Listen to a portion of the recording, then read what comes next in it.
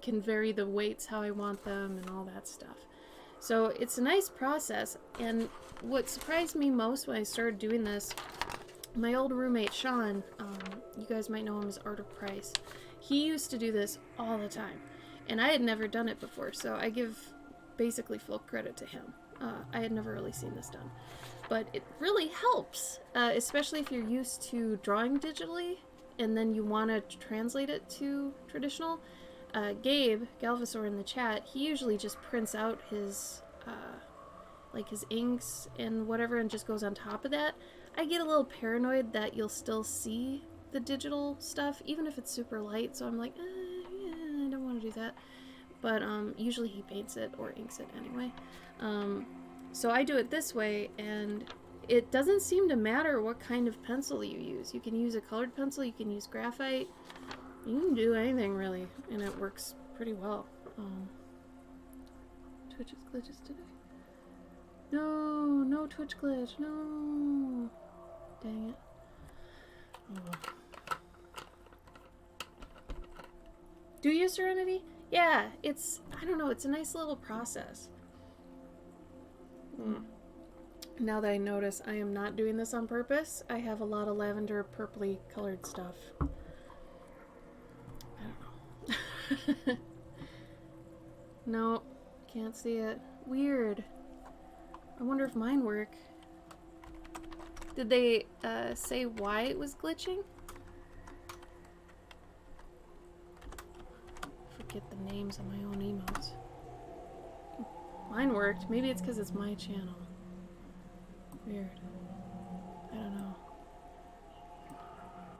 You don't see it? Weird. Okay, so maybe it's just like us who sees it. I'm sorry I'm futzing with the audio real quick. On my computer it's loud, so I don't know. Is it loud for you guys? How's the sound? So, like I said, I already rendered a little bit of this in. Don't worry.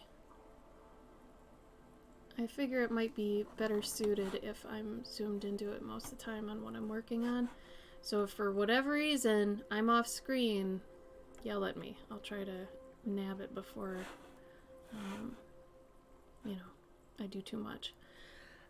So with this card, this is the first one I've done out of the series that I've actually taken like the traditional symbolism that's in the card and tried to apply it with my style.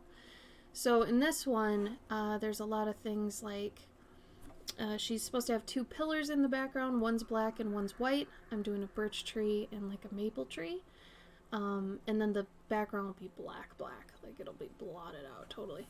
And then she's supposed to have like a cross on her necklace or on her torso, and I was like, I don't want to do a legit cross because I don't want to touch a specific religion at all. So ambiguity, yay, everyone's happy.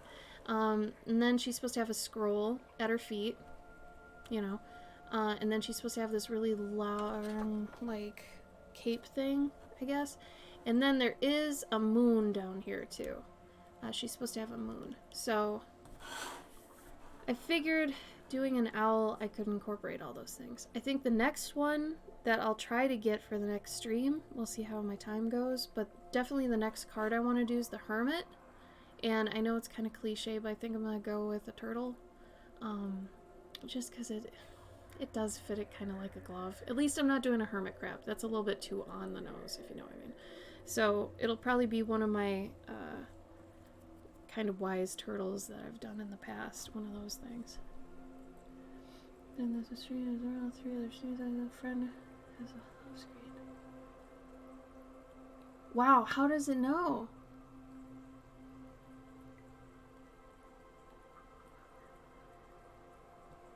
Oh, really? I don't know. It was in the Kim Arnold book. It says it for the High Priestess here. And I kind of liked it. It worked for it. So yeah, on this one at least, it shows it. All these specific things she's got. So I'm trying to apply those. Yeah, the moon at her feet. So on here, I've got it in the water. I even kind of tried to take the headpiece a bit. So, but I don't I don't want to do it exactly like that for all of them. I feel like if I read over it and it doesn't really fit the card or my style, I'm just going to kind of omit it. So it's more like if I actually incorporate it, it's going to be an Easter egg. I don't expect anybody to use these actually because they're going to be bookmarks. So I'm almost seeing it as a thematic prompt list, you know, that has extreme freedom with it. Which, since there are no rules with art, it doesn't matter, right? Like, I've combined probably 3 different owls to form this owl. No rules. As long as you know how to apply them and break them and all that junk. So, there's that. Also, I had lost my pencil. Oh, I know where it is. Hold on. Yep, it's over there. Okay.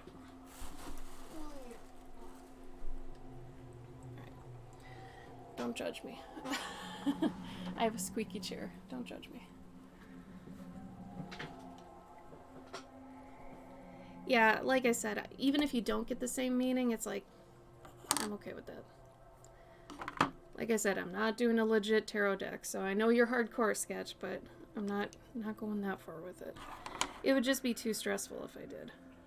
I'd be impressed with myself, but I don't have that kind of, you know.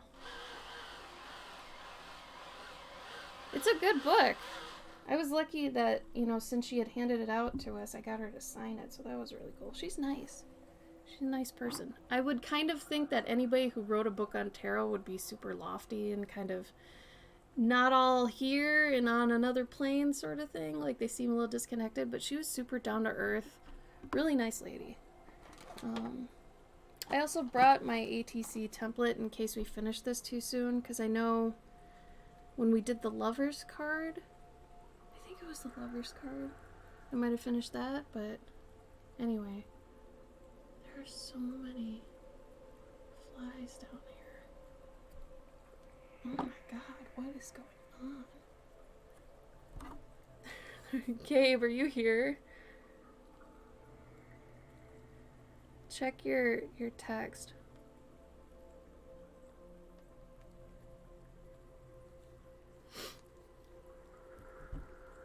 Okay. So while I go back to doing this, I want you guys to tell me about your week. Did you have a good week? I like knowing the best and worst if you got worst, but I'd rather hear best. What's the best thing that happened to you this week?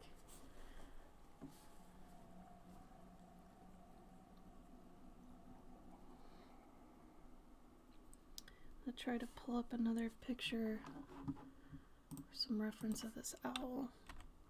I'm kind of combining great horned owl bits with screech owls and barn owls. Because honestly, barn owls have really nice wing like patterns and stuff.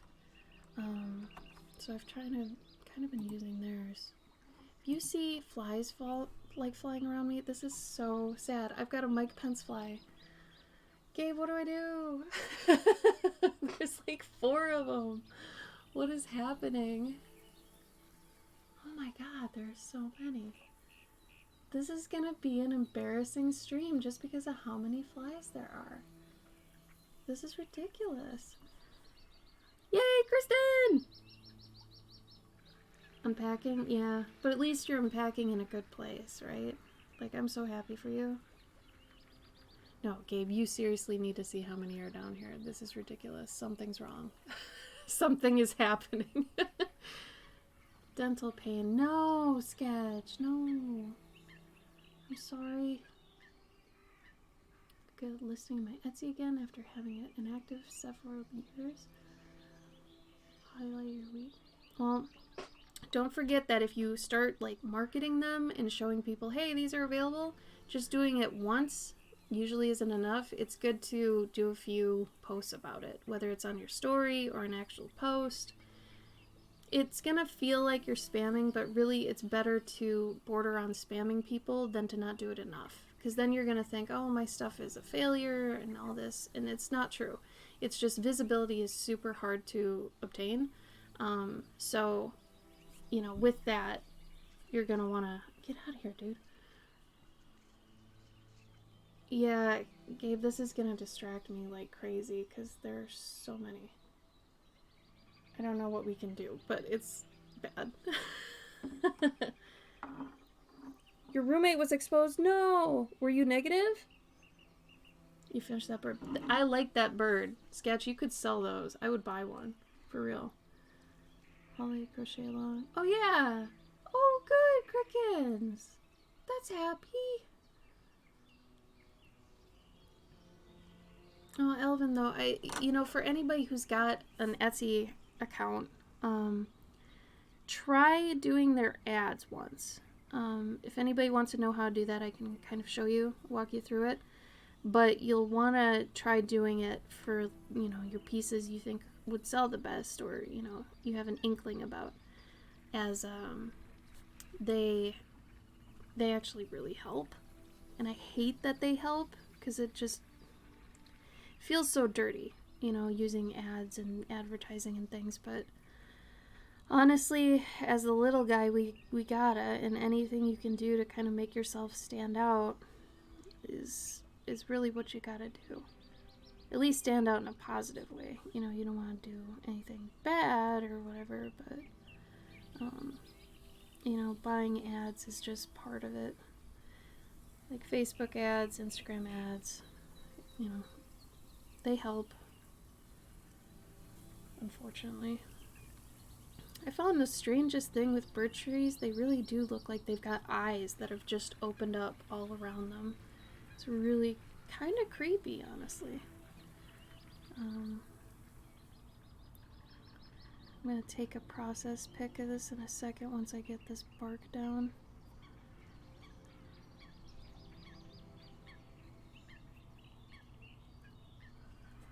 And maybe it's good that the background's dark. You can't see the flies flying around, but like for real. Oh god, it's so dumb. This makes me look like I stink. I swear to God, I do not stink. 11-year-old niece with health problems has COVID. No! Oh, it makes me so sad. I'm so sorry, Sketch. I hope she gets better. At least she's a kid, and I hear kids pull through out of it pretty good. Hi, Dennis. How you doing? Is it really? What's it filled with, Sketch? Honestly, putting some pebbles in the bottom of it might be super cute, because then it could stay standing if you set it down. Let's see. I haven't even lined down here.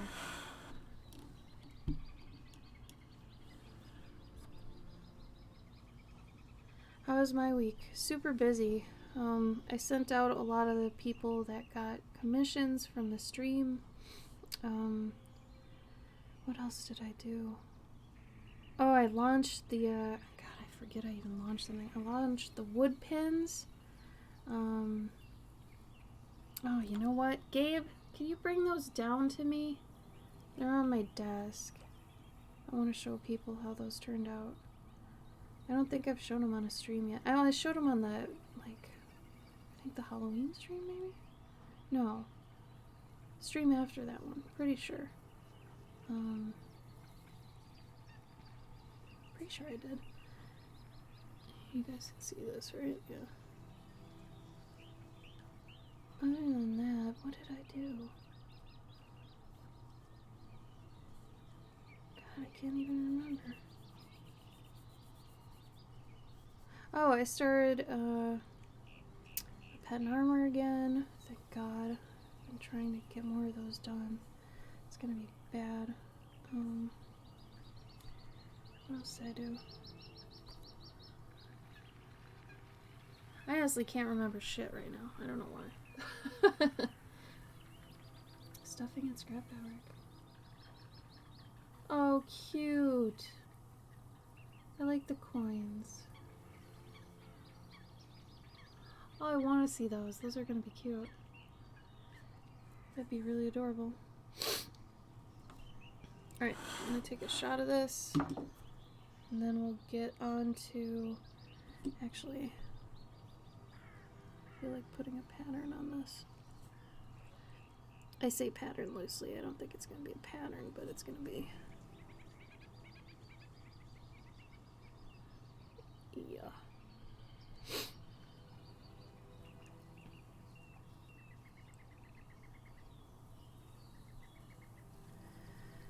do that, and then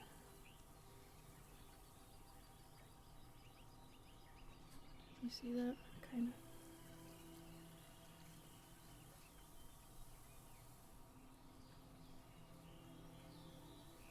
I worked on the ATCs for Patreon. I worked on I had more commissions that were for Christmas but weren't pet and armors. There we go. Did it go through? Ooh, shadow. Ooh.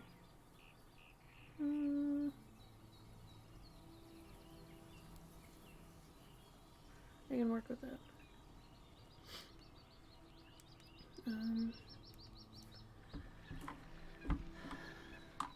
Oh, I do. Yes. Here, let me show you. Ooh, not that link. No. Try this. There you go. I have a command for it. Proper Shashiko needles. Oh, Shashiko. That's fun to say. Oh, adorable. Oh yeah, for anybody doing any seamstressy type things, adorable kittens. Oh my god. Kristen, please share your Instagram. She makes dolls. She makes, she did a lot of awesome stuff with, helping out when we needed masks. Like, she was doing the $5 mask thing for a while. Really awesome quality. Like, her dolls are just next level. I have one. He's upstairs, but I love him to death. He's so good. But yeah, so for the pets and armor thing, for those that don't know, it's kind of my bread and butter. It's kind of, I don't want to say it's what I'm known for, but it's what I do the most of. I take people's pets and I translate their personalities into D&D and RPG classes that suit them. So you tell me all about your pet. I call it a paw reading. And then I have this little mind matrix where I figure out, oh, well, because of these things and this thing, they would be best suited for a barbarian with this on them, doing this with this other pet, sort of thing. So each one's totally unique and stuff, and I've done like 500 of these at this point. But it's really fun. And if you can't afford them, straight up, I know they're expensive. On my Patreon, there's a tier called the Vigilant Voucher tier. I'm a sucker for alliteration. I know it's kind of pathetic. But you can pay for them over time. It's basically like layaway. So you could do like $5 a month, $10 a month, whatever suits your situation, right? And then when it's paid off, you get put in the queue. It's pretty slick. I have a normal amount of people, I guess, doing that at any given time for commissions. Typically they're for the pet and armor ones, but if you've got an OC you really want me to do or something, you can do it through that too. It's just nice for the people that don't exactly have a ton of money just to slam down. I know I'd be in that situation. If it were me, I would not be able to do that, so I would do the Patreon version, but, you know, whatever works for you. A claw reading. It's true. I've done a lot of birds, though, too. You can see them at that link. They're really fun. Oh, I can do it for you, Kristen.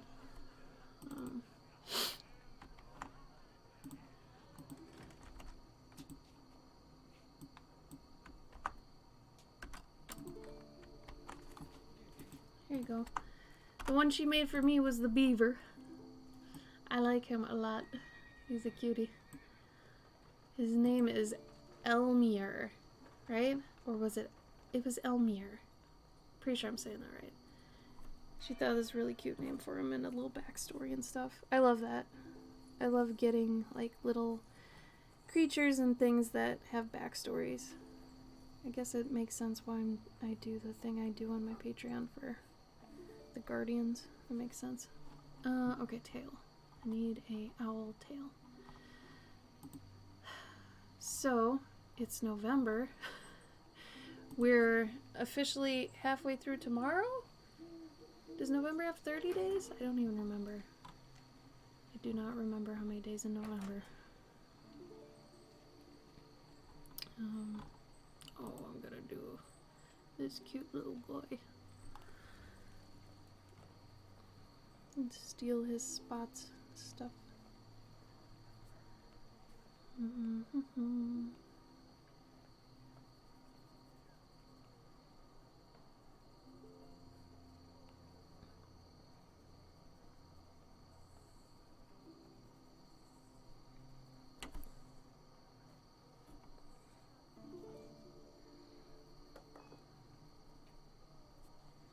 Alright.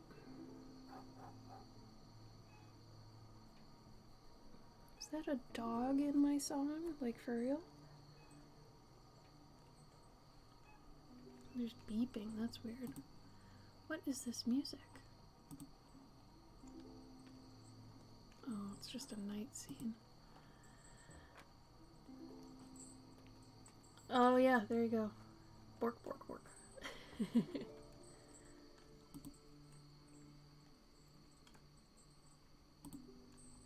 My favorite textile artist, though, is probably Mr. Finch on Instagram.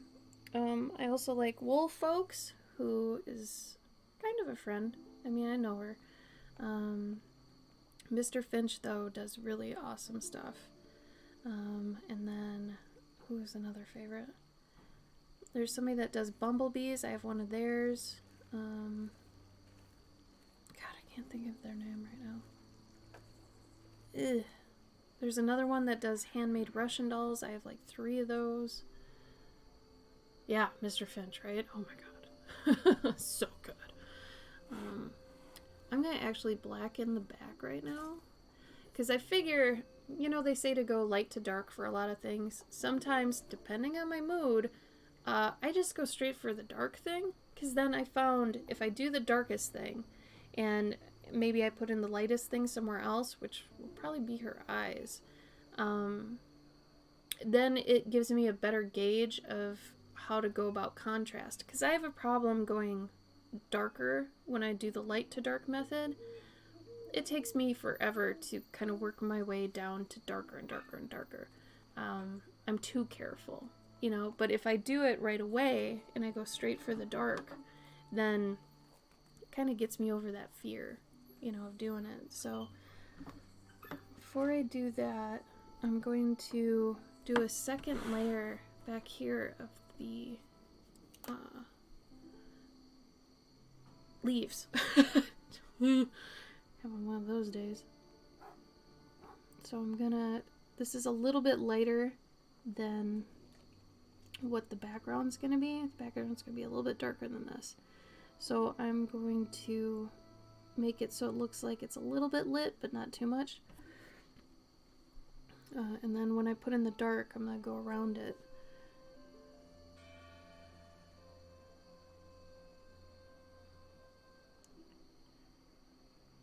I'm glad it sounds like nobody had like a horrific week. That's always good. Oh, owl noises. How appropriate. Good job, random playlist. There we go. Alright. So it looks kind of stupid, I know. But, you know, things in the background are blurred.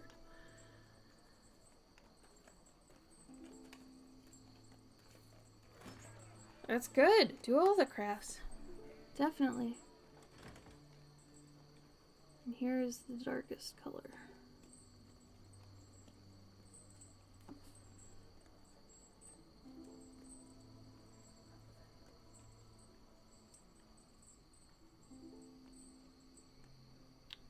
I'll just go and do this.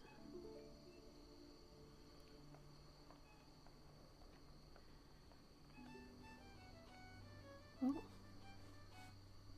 Asthmatic. Thank you for the follow. So there was something that I retweeted the other day on my Twitter account. Whoa! 300 bits! Thank you! Asthmatic, you're so sweet! Thank you for joining us. Thank you for the bits. You also used my favorite bit emote. I love that little heart. I love it so stupid much. It's so freaking cute.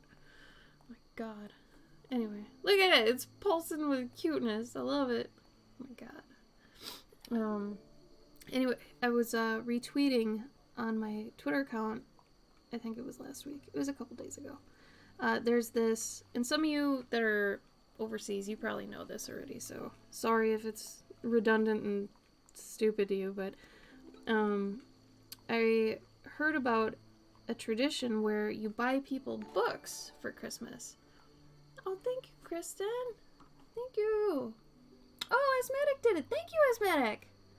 Aw, you guys are so sweet. Thank you so much. I appreciate that. Well, welcome, Asthmatic. What brings you here? Tournaments. Oh no. Ah, I hate it when tech difficulties like that happen. You guys have seen me do it. It sucks. I'm sure you had some patient people that waited though, right? But there's that tradition of buying people books, and then I think it's for Christmas, and on Christmas then you all kind of just sit around and read the book you got together. And I thought that was extremely charming and just sweet. And actually super secretly thoughtful, because you have to know enough about somebody to get a book that they'd like for them, you know? At least I feel like it. Or even for somebody that you don't know, you know, taking a chance on it. Who knows? Maybe you give them a book that they wouldn't have bought on their own that they end up loving and opens them to a whole new world of something, you know? So I had never heard of this tradition, and I think, you know, in the COVID climate we've got going on, maybe it's one of the perfect things to do, because you can, you know, send somebody a book, and then they can spend the day reading and knowing you got them that book, and it's just, I don't know, it's sweet. Granted, I like the idea of being able to, you know, sit around with them and read, but, you know, considering we can't do that, this is still a decent, you know, way around it. So, hello, Zonda. How are you doing? It's a party tonight. Is it really? Oh, party time. I guess it's the first non-kind of holiday-esque Saturday in a bit. I don't know, was last weekend a holiday too? Oh my god, owl noises, so funny.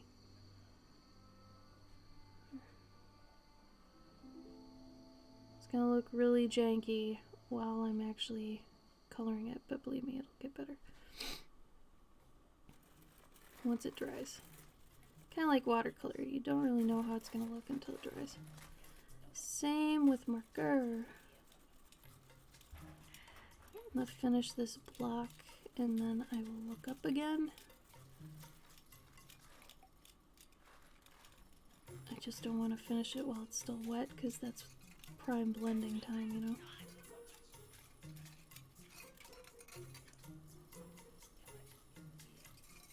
It's a very mischievous track.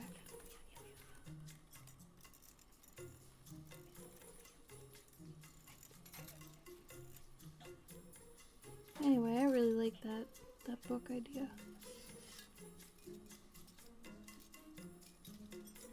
Actually, maybe that'd be really a cute Secret Santa thing. Oh shoot. Oh, Safi, thank you for the sub.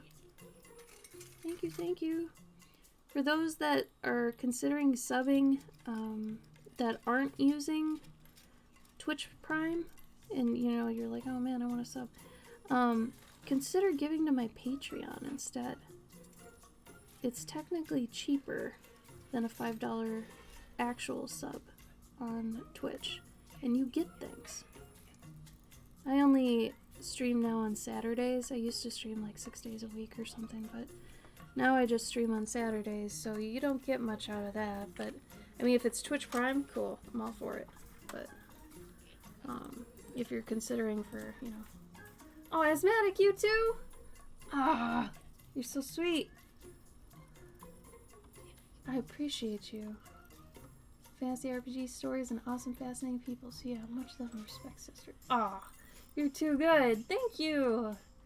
You might enjoy my Patreon then. Just saying. I have if you like lore and cute little creatures and things, it's basically, I have a tier That's if you took Studio Ghibli and mixed it with Pokemon, and you get like this cute little lore pack every month. That there's a digital version now and there's a physical version. The physical version comes with either a button or a magnet, you get to choose which, of the little creature in a bottle, and then you get an extra, which is usually either, typically it's stickers, but sometimes it's an addition onto the pin or magnet, sometimes it's a print, but then you also get a lore scroll. It's a little scroll you roll out and it's got all the lore about them. It's got some drawings of them, and you also get kind of a fortune buff. I don't know what else to call it. I've been doing this now almost for 2 years and I still don't know exactly what to call it. Because it's like, I call it a guardian's gift, but that's not really telling you anything. It's an attribute of the guardian that's bestowed onto you from the guardian. So it's like if you were playing a game and you beat this boss or you helped this thing and it gave you a power that it has. Oh my god, Mega Man. It's Mega Man. So, you know, when you beat a boss in Mega Man, you get their power, right? And you can go use it on other Mega Man bosses and stuff. It's basically that, but it's for you. And it's like heartfelt, typically. Anyway, it's kind of like a horoscope too. Whatever. I don't know. Dennis, can you explain it better? You're one of them. But there's a $5 tier and an $8 tier. $5 is digital, $8 is physical. The extra $3 is basically just to pay for shipping. Ni no Kuni was though. I mean, it was an okay game, but it wasn't like, you know, I don't know.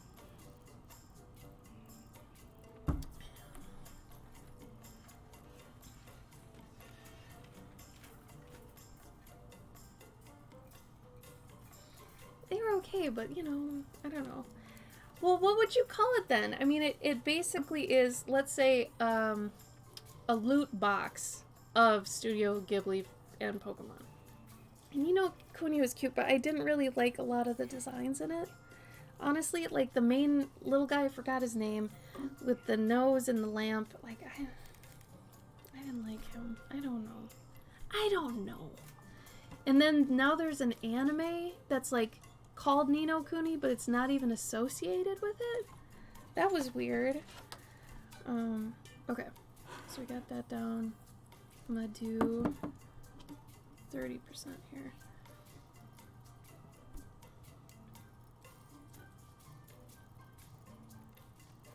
Oh, that'd be cute, Sketch. Okay, Kristen, thank you for coming. I hope you get some followers from that pimpin' earlier, because you deserve it. You got lots of great work. Great work.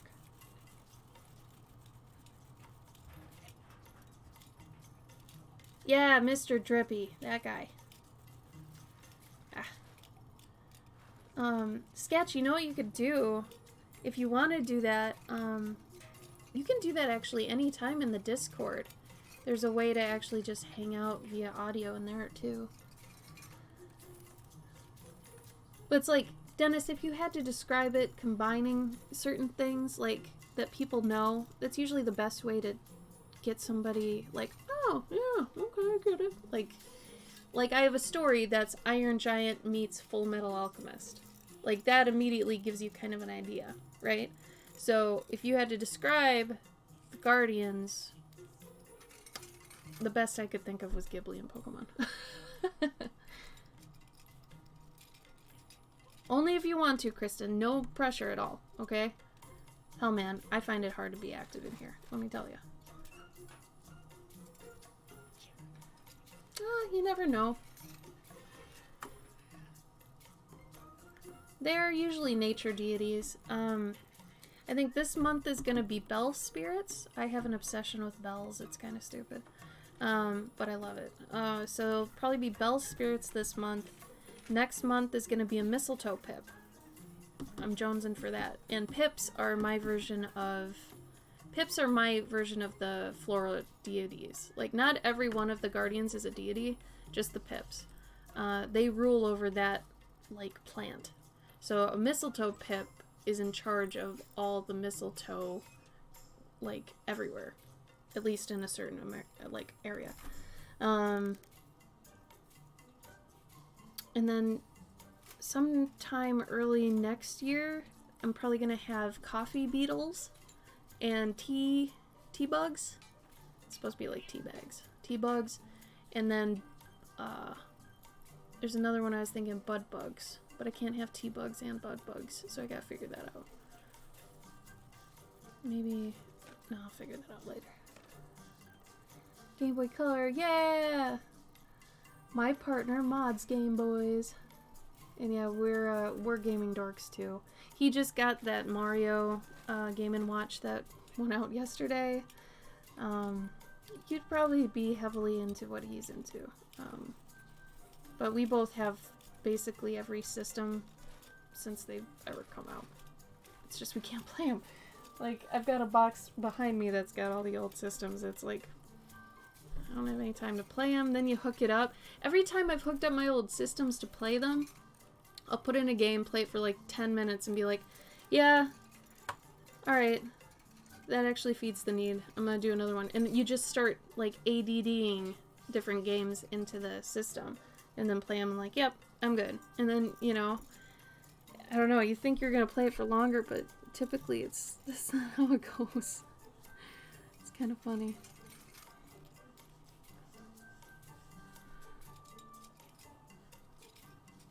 And then, Thanksgiving, we're gonna have another quick draw stream for anybody who's interested. So what that is that's like a really reduced commission stream where you can buy a commission on stream and see it get done. We did our last one on Halloween. It should still be up in my videos. It might also be on my YouTube at this point. But you can go there and see how that works out. Those are really fun. Gabe and I enjoy that. It's almost like getting a caricature done, like that kind of feeling, but instead you're getting like your OC made or, you know, something like that. It's cute. I like it. Is Pokemon Blue? Oh. Yeah, Gabe's supposed to be in here. I don't know where he was. I could have sworn he would have just chimed in by now.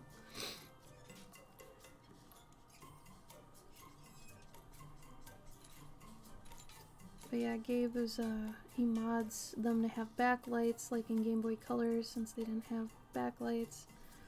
I still have my original one. I've got, like, we started collecting them for a while because we were going to do custom cases. So I've got like 3 clamshells, the SPs. The SP was probably my favorite out of the Game Boy handhelds.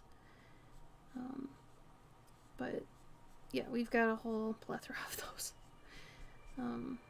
I did do one Zelda paint, kind of Zelda. It was very loosely Zelda, just because like we had found this spray paint that was basically rocks. Like, you spray paint it and it looks like stone. So I made this Game Boy that was encased in stone. It looked like it was made of stone, and I painted some moss on it. So it was really cute. I don't even know if we have a picture of it anymore. If Gabe was here, I'd be able to ask him, but...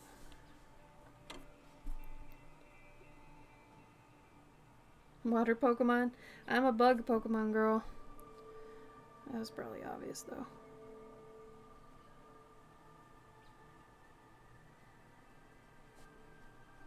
Bug and Leaf. I do enjoy my Leaf. I was a Venonat for this one Pokemon Halloween party. Or it wasn't Halloween, sorry. Pokemon summer party we had once. Yeah, I was a Venonat. Gabe was a Chansey. That was hilarious. There are pictures somewhere. I can't remember where I put them. I know I'm probably off camera right now. Try to come back. What was your favorite costume you've ever dressed as? Whether it was for Halloween, cosplay, what have you. What's your favorite costume? Feel free to chime in.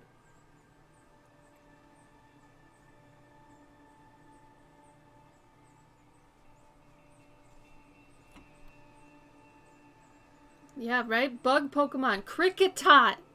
Swadloon. Oh my god, I made a giant plushie Swadloon once. Pretty sure Swadloon is leaf type. But, oh, I love him. So cute. Of course they were Serenity. I don't want to say that's on brand for you, but it's on brand for you. It's so cute. Count Pimpula. Cute. That would work really well, actually. I could imagine that with a high collar and like the cane, and that would just work. The chains. Good call. That was smart. Oh, Aladdin. Cute. I bet you killed it. I bet you did awesome as Aladdin. That's so cute. Snorlax. Yeah, I think Snorlax is one of Gabe's favorites too. Just because everybody wants to sleep and eat, am I right? My favorite for a long time was Ditto, just because it was the cutest damn thing. But I think, like, my favorite now... Oh, Voodoo. Baby Voodoo. Oh my god. Voodoo! I actually did, when I used to do fan art. You guys are gonna be like, what? I will show you an animation I made of Voodoo. Because I loved Voodoo. Oh yes. It's a cutie. I had a thing for Voodoo. It was just so cute. It's like baby stupid cute. I loved it. There were a few Pokemon from the newer generations that are pretty solid. There are some that are really stupid though too. Like the Key Ring. Trubbish is actually cute. Like the fact they made garbage into a Pokemon. I don't want to say I respect that move, but I'm entertained by it. And it's really cute. Because he goes from Trubbish to something and then Garbodor. I forgot the... Is there even a middle one? Trubbish goes to... He's pretty cute for being ugly. What's his middle evolution? I can't even remember. Kill me. What is it? Let me try to read. Oh, it is just to Garbodor. Oh, there's no middle one. What? That's weird. Alright. Okay. 5th grade, I was the Energizers with Bonnie. Oh, borrowed a snare drum. Oh, that's legit. You must have looked really good. I gotta say, I think my favorite outfit... Oh, man. Okay. I've got a couple, though. For skill, it was when I was a Morton Joe. It looked on point. For cool, I'd say this past Halloween with my moth one. And then for cute, when I was a kid, I was a hamster. So I was obsessed with hamsters. Still obsessed with hamsters. But, anyway. Oh, I don't know if I can click this right now. I'm in an app. I'll try. I gotta cut and paste it. Oh! Oh! Oh my god, I love your pants. Is that a narwhal on your pants? What is that? Oh no, it's a dot. Oh my god. You look adorable. You're a really good Aladdin. I love it. And that looks like one of those outfits that's like super comfy. Gunther! Oh, Gunther! Oh my god. If you go to my Instagram and you go up to my highlights and you go over, you'll see my latest one. His name was Kukui. He was a good baby. He died last year in the summer. He was a good boy. He was my drummer ham. He was a very good boy. He's a grumpy old man, but he was a good boy. I loved him. Loved him so much. He entertained the dogs too. It was cute. But he had mad rhythm. Like when he'd be in his wheel, he could keep crazy rhythm. So I called him my little drum and ham.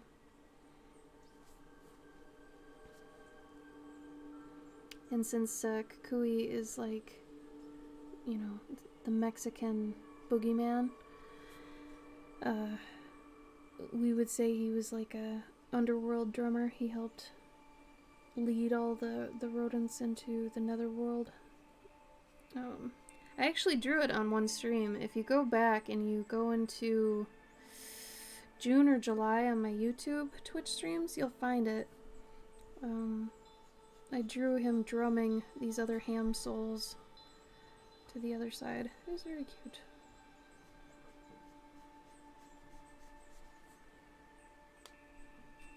I had a lot of fun on that one, actually. I never posted it, now that I think about it.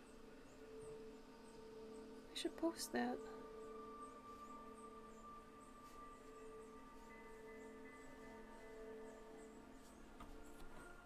Kinda off screen, kinda not. Cashew! Oh. Yeah. What do chinchillas do? 5 to 8 years? Right? Somewhere in there? Or can they live up past 10? I always forget. Hey, Shaladron! Or are chinchillas like ferrets where they can live kind of long? I know guinea pigs can only do like 5 to 8. That's all I'm going off of. I love Gunther as a name for a hamu. Draco was scared of my ham because she was so fast. I could see that. Yeah, man. Any animal that's bigger than a ham seems to be afraid of a ham because, you know, they can go fast. It's true.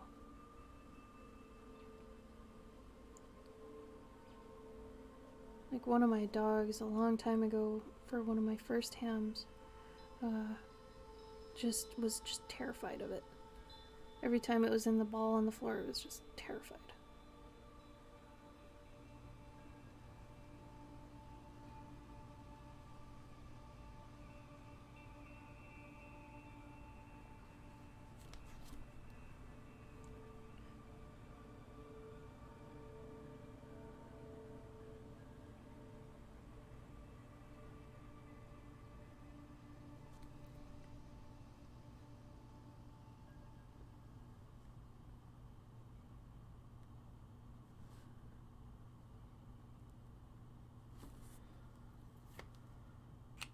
Seven and 8.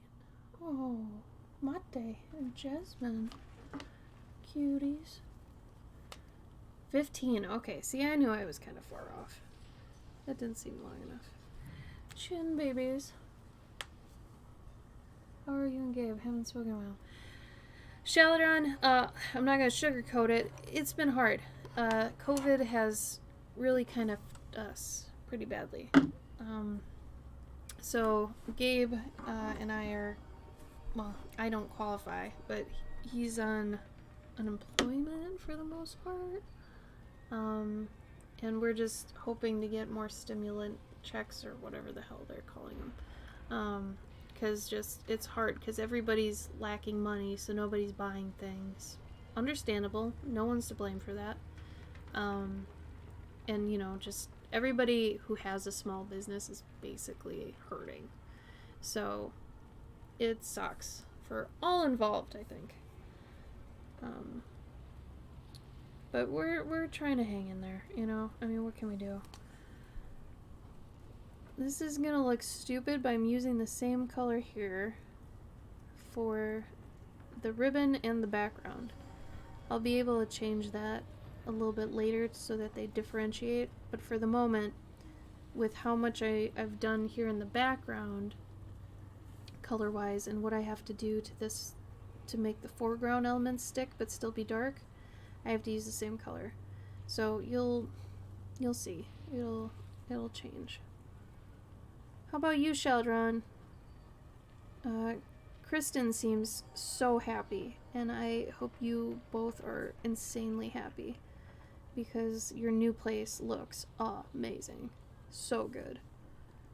So stupid good. I'm so happy for you. Looks like it was worth the wait, at least. Yeah, in terms of Gabe and I, like, we're trying to. It sucks because I owe a lot of people a lot of commissions, but we have to balance the commissions we owe and the work we have with present money we need to make. So it's like somebody paid me last year to do something that I'm just now getting to. And so I have to balance that with making something to sell now so that I can make money for now, because last year's money obviously was used last year. So I'd say, in terms of if anybody's interested in, eventually going freelance and stuff, you have to kind of be used to, like, future money, the idea of future money, and present money, or past money and present money. So, like, especially if you do commissions, you'll be making past money, back then, but you can't use it anymore. So your time, basically, for the future has been paid for. It's confusing a little bit, but it's also very difficult to work around. But it's truth. Any commissions you take are basically paying for a block of your life. So you have to make sure that you're kind of balancing that with, what you need to make now to stay, I guess, happy, healthy, in the green. But the problem is, since this was a pandemic, it's not like we, had any way to prep for this. We ran out of our savings probably about a month or two ago. So we're trying. It's just really hard.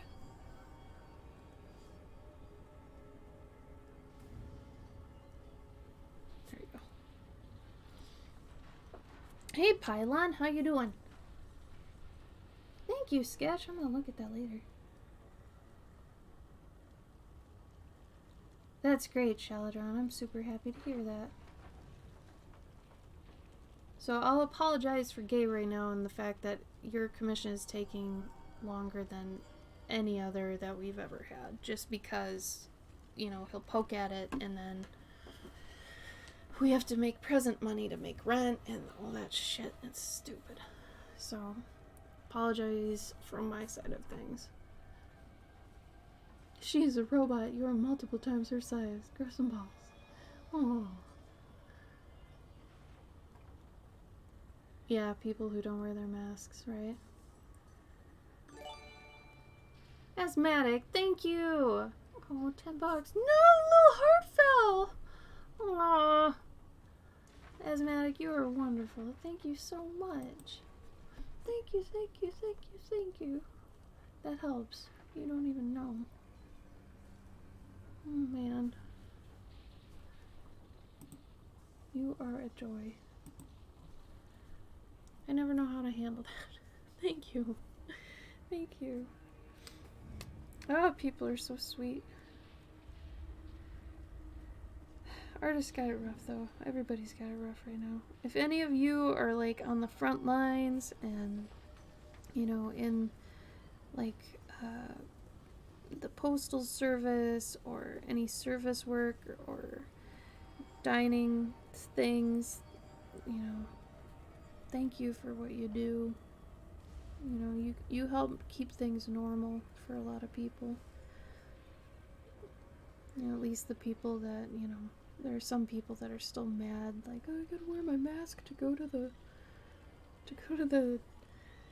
the restaurant. It's like, honey, you shouldn't even be going to the restaurant, but yeah, you gotta wear your mask. Dum-dum. Yeah, it's $10, so thank you. Oh yeah, there's Gabe. There's Gabe. I think I'm gonna actually do... No, because I'm trying to figure out how dark I want to make the owl. But Asthmatic, you're so wonderful. Thank you so much. Doing well, not don't well. Pylon, what? What? Are you still keeping up with your leather working?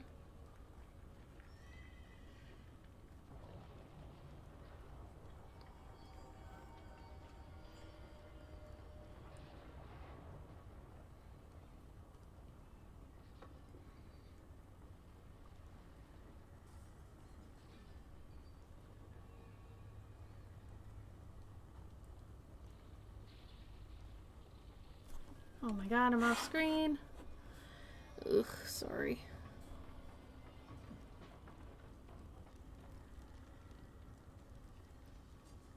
Booked a big guest who could be huge for the podcast. But I cannot tell you under the pain of death. Dennis, why would you even say that? Oh my god, you're such a tease. Why would you do this? Can you give us hints? Like, hints? Maybe we can guess, but, you know, you can't confirm or deny or anything like that.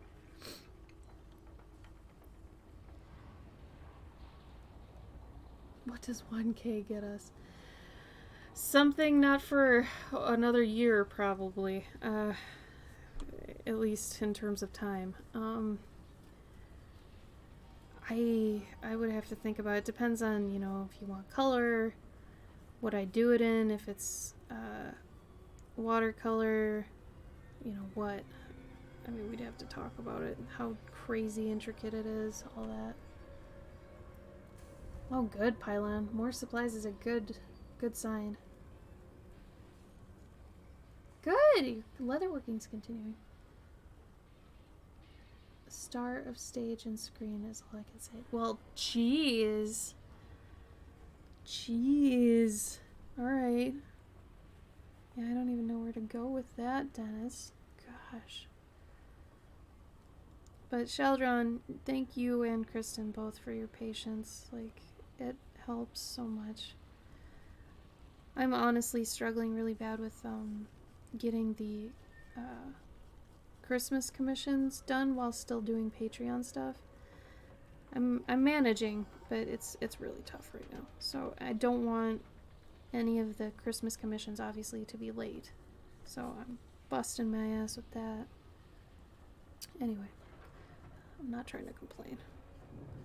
Not my intention.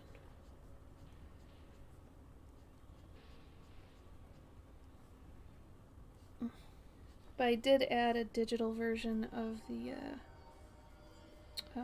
Mythical Monthly Guardians. Monthly Mythical Guardians. In case anybody doesn't want the physical ones.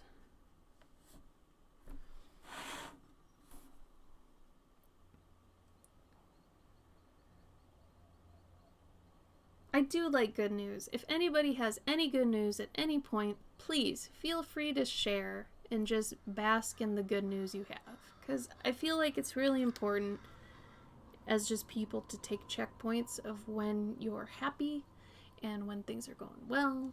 Take a minute and just reflect in it. Because I feel like that, because you do that, that feeling will stick around a little bit longer. You know, if we just breeze through it, it'll feel like we never had any happy things. We need to acknowledge those, I feel like, a little bit harder than we acknowledge bad, because it's so much easier to acknowledge bad. So when good things happen, sit in it. Just sit in it, like the $10 bit thing. Thank you. Seriously. A basket of tangerines! Thank you! More! Asthmatic, no. You are too sweet. Is a basket of tangerines good? I would think that hurt good. It is very specific. Thank you. With a sock full of oranges is bad. What is that called? I feel like that should have a funny name. I'm glad you think I'm awesome. Thank you. That means a lot. I try to be positive. I mean, I don't want to be negative, but I want to be realistic about things and honest, you know, and sometimes that means bad news, but that doesn't mean bad news is forever, and it doesn't mean there can't be good news too. So, yeah, the emotes did look like they're working. And not leave bruises? Yeah, well, I'm sure the orange is bruised. I'm sure. But thank you, Asthmatic. You're very sweet. I'm so glad you came in. Thank you. I hope you enjoy the stream. I really do.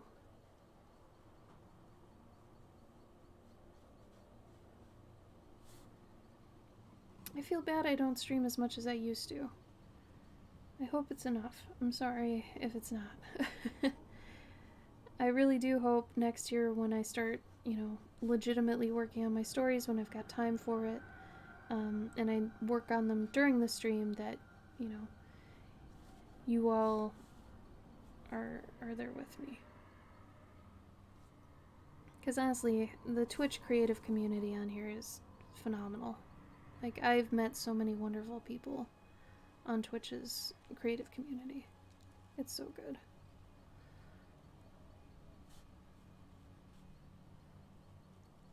I can hear my bulldog snoring through the ceiling/floor. Since I'm downstairs, I can hear her.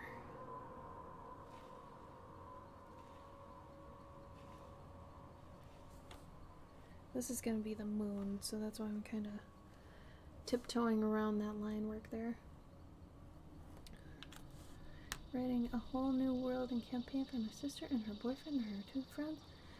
We're through with all the character creation. Pretty much I'm feeling very good about the stuff I'm writing for this new pylon. That's fantastic. I'm proud of you. You are one of the best people because you keep busy all the time.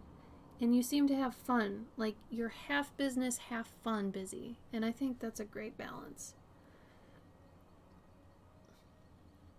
You'd somehow get all your commissions done while doing this, then that'd be something, but otherwise I feel it's understandable. Also, if you guys get too strapped for cash, move to Pennsylvania. I'll let you live here in exchange for letting me get Broody all the belly rubs. That doesn't sound too bad, man. Seriously. Yeah, I used to work on my commissions during the stream, but I did feel bad because I wasn't at my full mental capacity when I'm as you can see right now, like, I'm half working, half talking. And it's just, I'm not as plugged in as I'd like to be for the commissions. So once I realized that, unless I'm at a certain point in the commission where it's more mindless, then I'm okay streaming it. But for the most part, I stopped doing it. I was doing it, like, a lot. When I was streaming every day almost, I was working on those commissions during the stream. But now it's just, I get too distracted. I want to talk to you guys, like, especially now that it's COVID times. I don't get outside. I don't go anywhere. Gabe does all the grocery shopping and stuff because he's amazing and he has more time than me. But I don't get outside. So you people are literally the only people I talk to every week. So when I'm on here, if I were working on, legit commissions, I'd feel bad because I would be talking a lot and I wouldn't be as mentally in the piece I was working on. That's why these tarot card bookmarks are nice, because it's like, they're more relaxing. I'm okay if I make a few more mistakes than usual. I can fix them in post, which is nice. But when I'm working on the pet commissions, there is no fix it in post, seeing as people get the original. So there's that.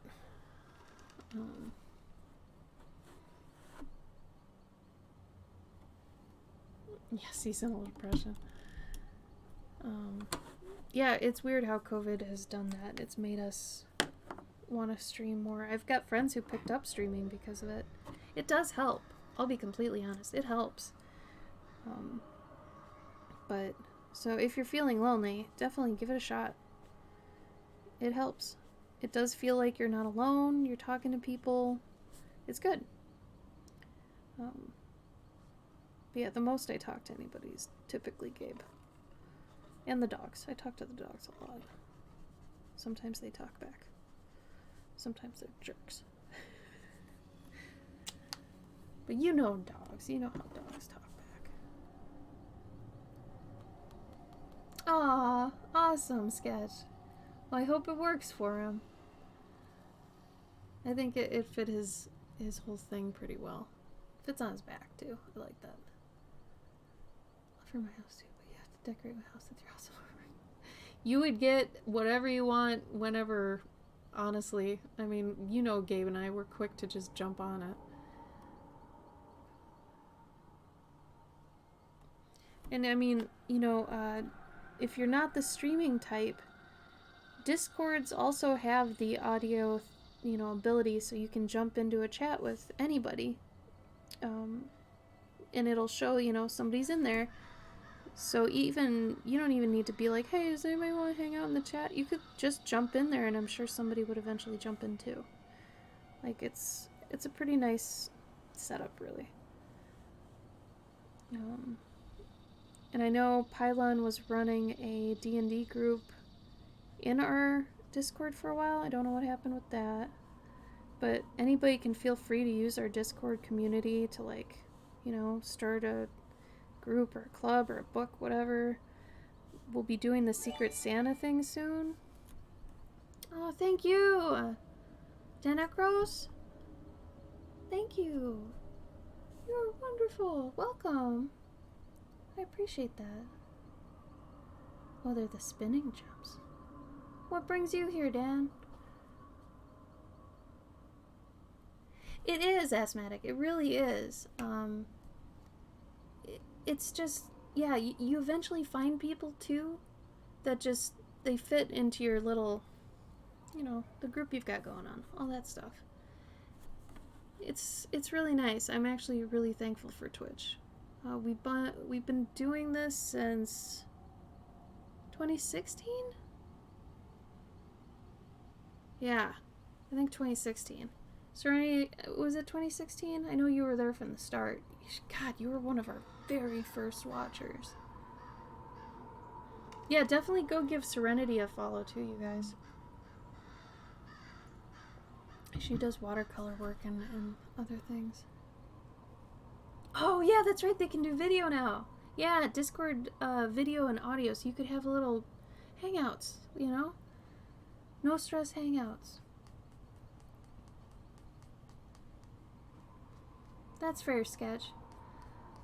I think if, like, we could make a little, like, a voice hangout text, too, so you could be listening into the voice thing and then just be typing in where everybody can see it. I think there's a way to do that, too. But that way, you know, if you're afraid of that, we definitely don't want that to stop you from hanging out with people. You know, we want you to be comfortable. It's been a while. Yeah, Serenity. Who has?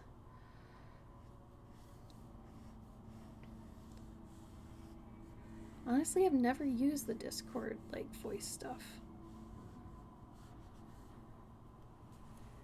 Okay, so there's that. Is this 50?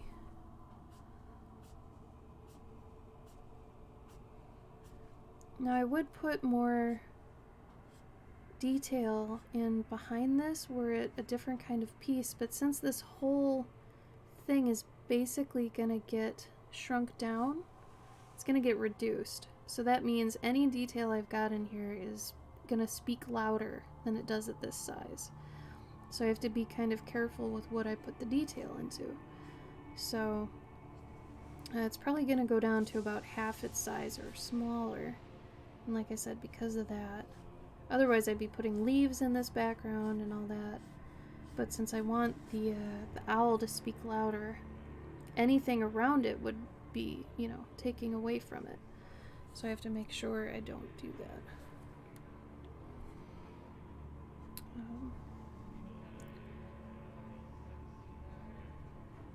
Well, there's chanting in this. Cool. I'm into it.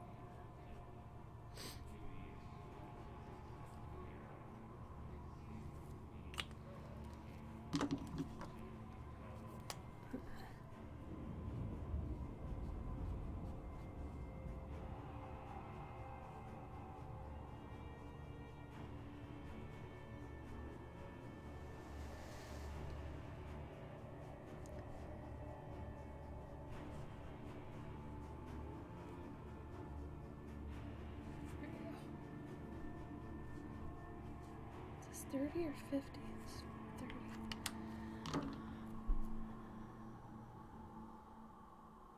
Definitely, Sketch. Yeah, feel free to try that. Oh, I should be better since we're like in to plug the Discords. Yeah, and Dennis, if you're not in our Discord, feel free to join just to throw your podcast around, because I think a lot of our demographic is definitely overlapping, you know.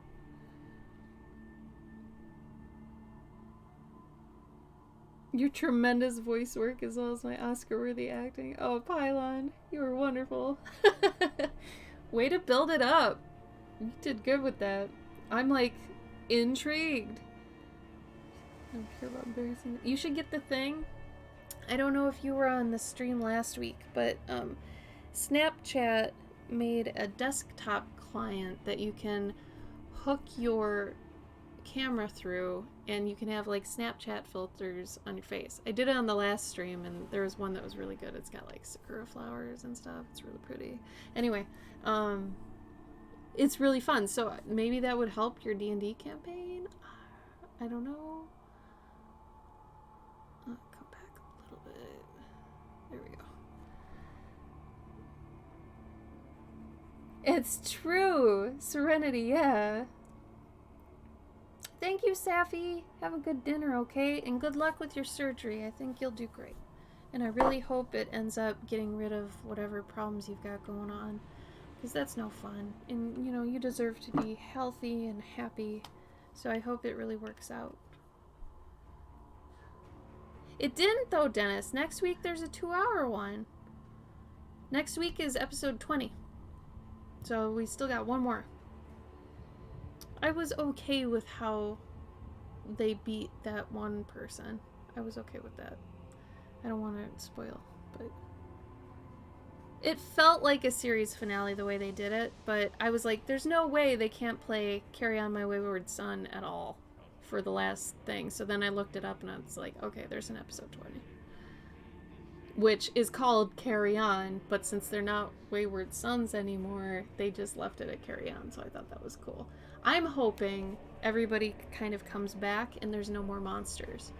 Because if there's no more monsters, because of what happened this week's episode, then they can have their lives back, you know, and maybe Dean goes back with Lisa, and maybe Sam gets with Elaine. I don't know.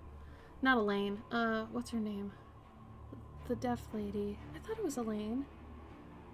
Yeah, it's Elaine. Damn it. Yeah, it's up to 15. Honestly, it's not as good as the beginning, because I started watching it for like the 5th time through a week ago, and it really does drop off, I'd say. It like, the first original arc is really solid. It's really good. The next one is pretty good. Next one's pretty good.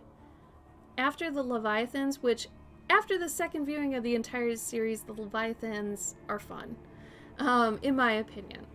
I think the season that had solely about the men of letters, where it's like there was the least amount of magic, least amount of supernatural anything, because it got way more James Bondish, and it involved, no offense, but it involved like the British side of things, which made it not feel as quaint anymore, because it felt way more James Bond, because they had all these gadgets and their monster hunting and all this was done in a certain way, and it wasn't as magical, you know? So that was probably my least favorite season, and then after that it just kind of plateaued.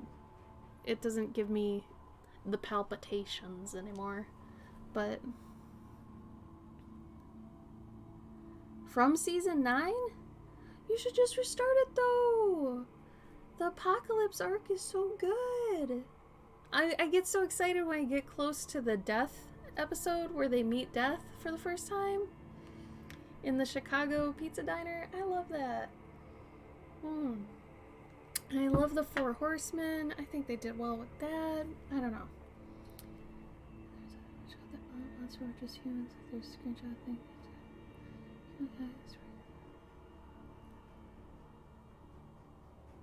I mean, you know, a lot of monsters though are kind of like the. Okay, so the dragon one was weird, just because that was the only one I can think of that they took a mythical monster and made it into a human. Other than the Leviathans, but they had a really good explanation for the Leviathans. But otherwise, it's like, you know, werewolves, vampires, jinn. Like, they have a bunch of really obscure culture demons that, or not demons, but monsters that I learned a lot about. I didn't know about certain things. Like, they had banshees, they had wraiths, they had ghouls, they had, I mean, eventually they get into a little bit of Lovecraft stuff. I wish they had gone further with the Lovecraft storyline. Anyway. Dude, that was the episode, though. Like, that episode, like, when they showed him, that was his intro. It wasn't just an ad. That's the intro to that. His thing is awesome.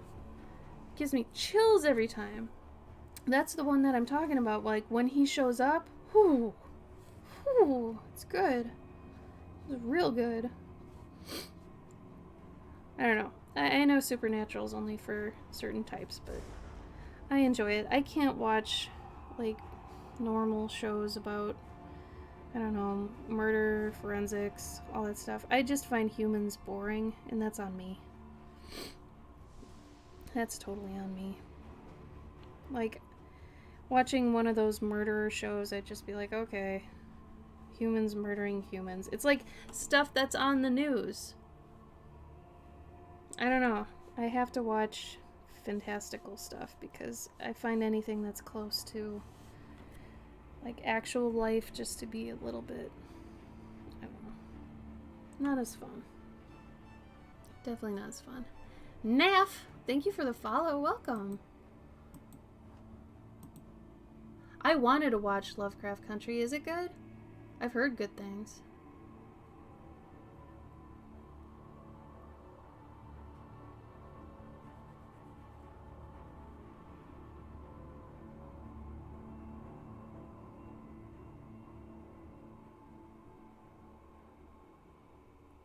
Yeah, the one episode where the monsters were the humans were the monsters, and Dean's like, monsters I know, humans are crazy, you know, and I thought that was funny.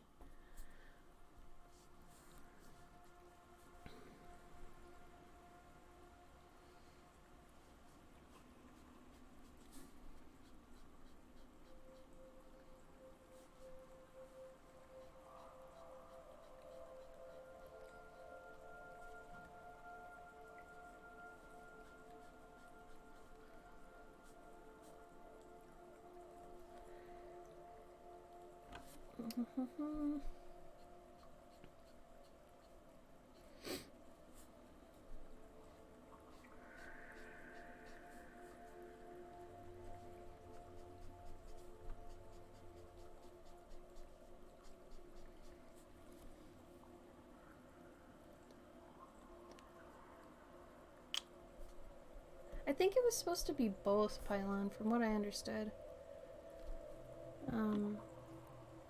Isn't it on HBO, though? I feel like that's why nobody's really seen it, because it's on HBO and nobody has, like, HBO.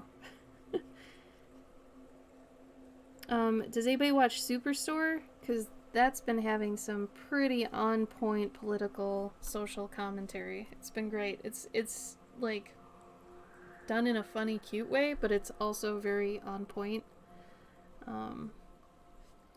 That's been really nice. Super woke, we'll say.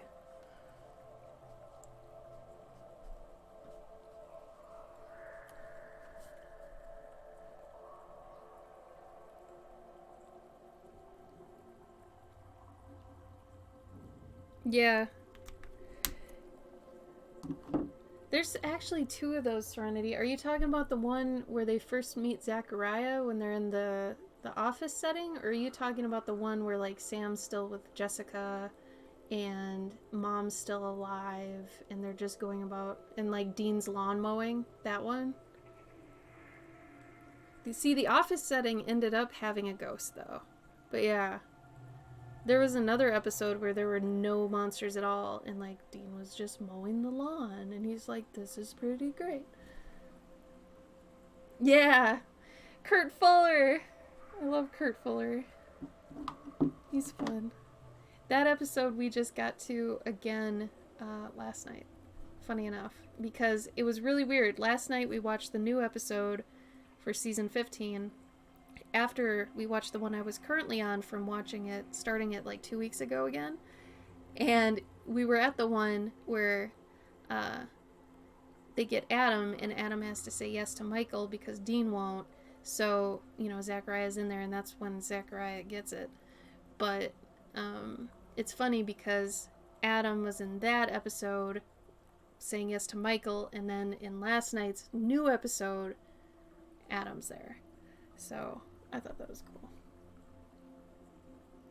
The office setting was really cute though too, because I liked their take on like the people in the office, you know? I feel like there's always a couple of those.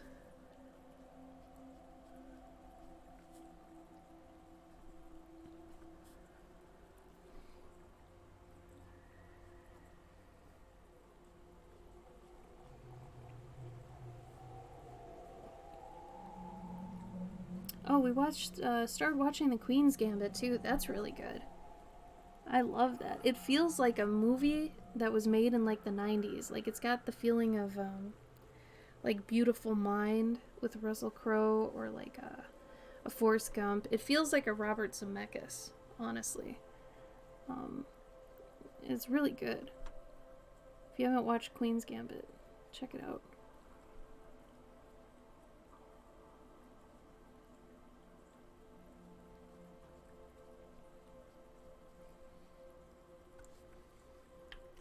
Oh my god, you guys, I was off the damn screen.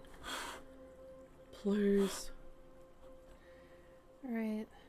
I think we're basically good on the first round of flats. I'll do a couple things real quick.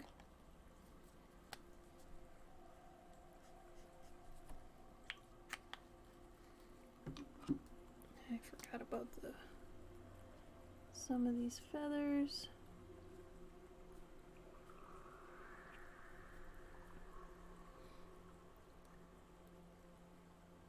With watercolors.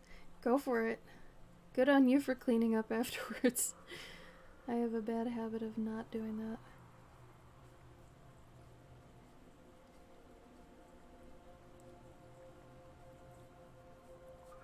What are some of your favorite shows from the past few years? Does anybody have any favorites?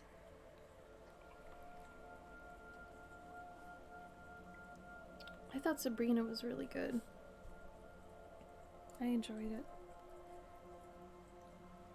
I still go back and watch that, kind of like I go back and watch Supernatural. They're just easy shows to watch. I enjoy an easy show. I don't like shows that stress me out too much or I can't have on in the background, you know? But those are fun. Oh yeah, The Boys. We just finished The Boys. And Jensen's on next season, and I'm excited. It should be good. I think he's gonna do a great job.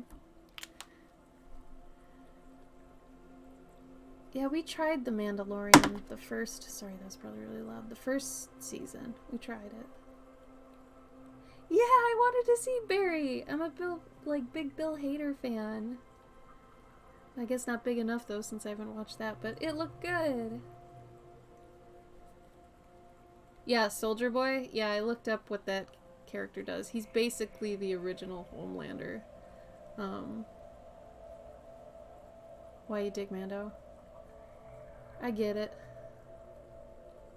We also didn't want to just keep paying for Disney Plus, because, you know, we don't have a ton of money to do it, but it was for just The Mandalorian, and I was like, maybe we should wait till there's a couple other things, and then we can switch from, you know, one other streaming service to that one for a month and then switch back, so.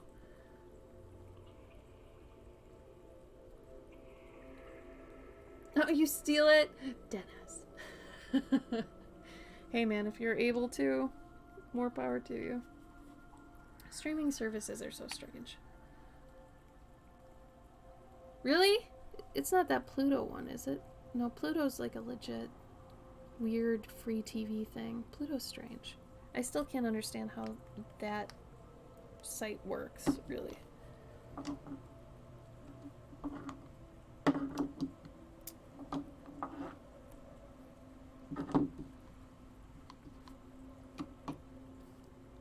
Flickster.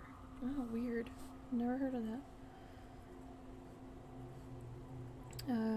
There's a picture making its rounds on social media lately that it's a pic of a line of people, and they're in line for Star Wars in 1977, and the text on it says, "Your grandparents waiting in line for Star Wars."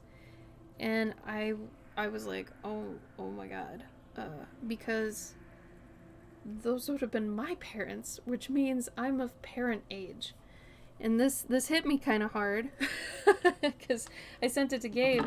I'm like, Gabe, you know, this says grandparents, and he was like, yeah, technically I could be a grandpa right now. And we both like had a moment where it was like, ooh, we're getting old. Like, Gabe could have a 20-year-old kid right now who has a kid. He could be a grandpa. I mean, if we assume, like, you start having kids at 20, let's say. Get out of here, guy. Get out of here. This isn't for you. Get out of here. This little fly. Oh my god. What We Do in the Shadows is great. The movie and the show, both great. They were so much fun. Taika is like, I don't know. He's so good. As a director and just a character, and from what I understand, a person. He sounds like a good person too. But he's so funny. If you haven't watched Hunt for the Wilder People, that's on Hulu too. And it's really cute. He did that. He's in it too. It's pretty adorable. Yeah, he's a blessing, that one.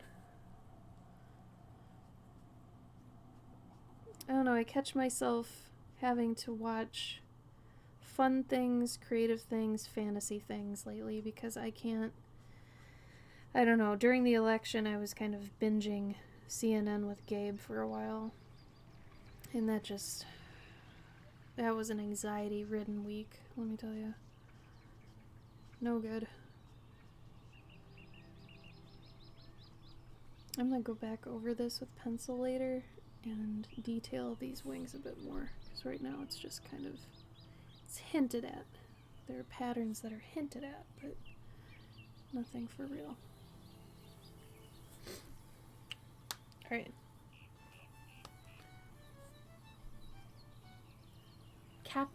Capitao Volupia? This art is adorable. Thank you so much! It is the High Priestess card for, like, I don't want to call it a tarot deck, but they're like tarot cards I'm making into bookmarks. So if I say tarot deck, everybody's going to assume I'm doing the deck like right away. I might eventually do a deck with what I make, but if nothing else, I'm at least doing bookmarks right now of the major arcana. So during my streams every Saturday, I'm going to try to be kicking out a card. So this one's a High Priestess. I figured an owl would be pretty appropriate. But thank you so much, especially for the follow. Thank you, thank you, thank you. If you're interested, here are my socials. Oh, Night Asthmatic, thank you so much for everything. I'm glad you came, and I really appreciate everything you gave me. Thank you so much. Thank you, thank you, thank you. You are a blessing. You made my Saturday. So thank you. Thank you for that.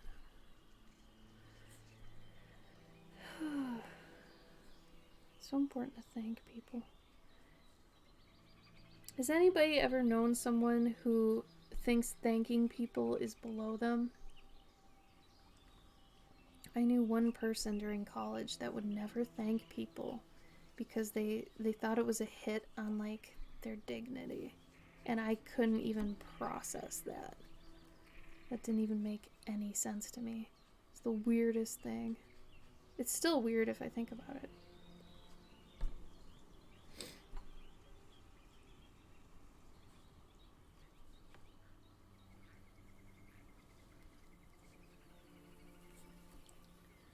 Your employers? That's so... Oh, that's the worst, to be thankless. I don't understand that. I'm so sorry.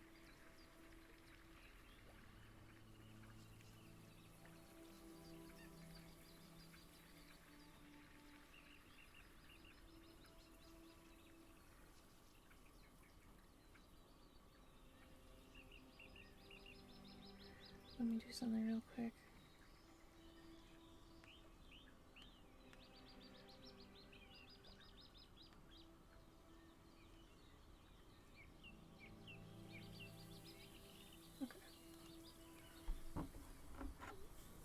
Well, whatever you do, thank you for doing it. Because really, everybody should be thanked for what they're, what they do. Get out of here, guy. Except for these flies. I'm not going to thank these flies right now. I don't know why they're here. I don't know what they're trying to tell me. I do not smell. You hear me? So bad. I don't even know how this happened. Which one? These ones? Here, I can quickly show you what I'm using.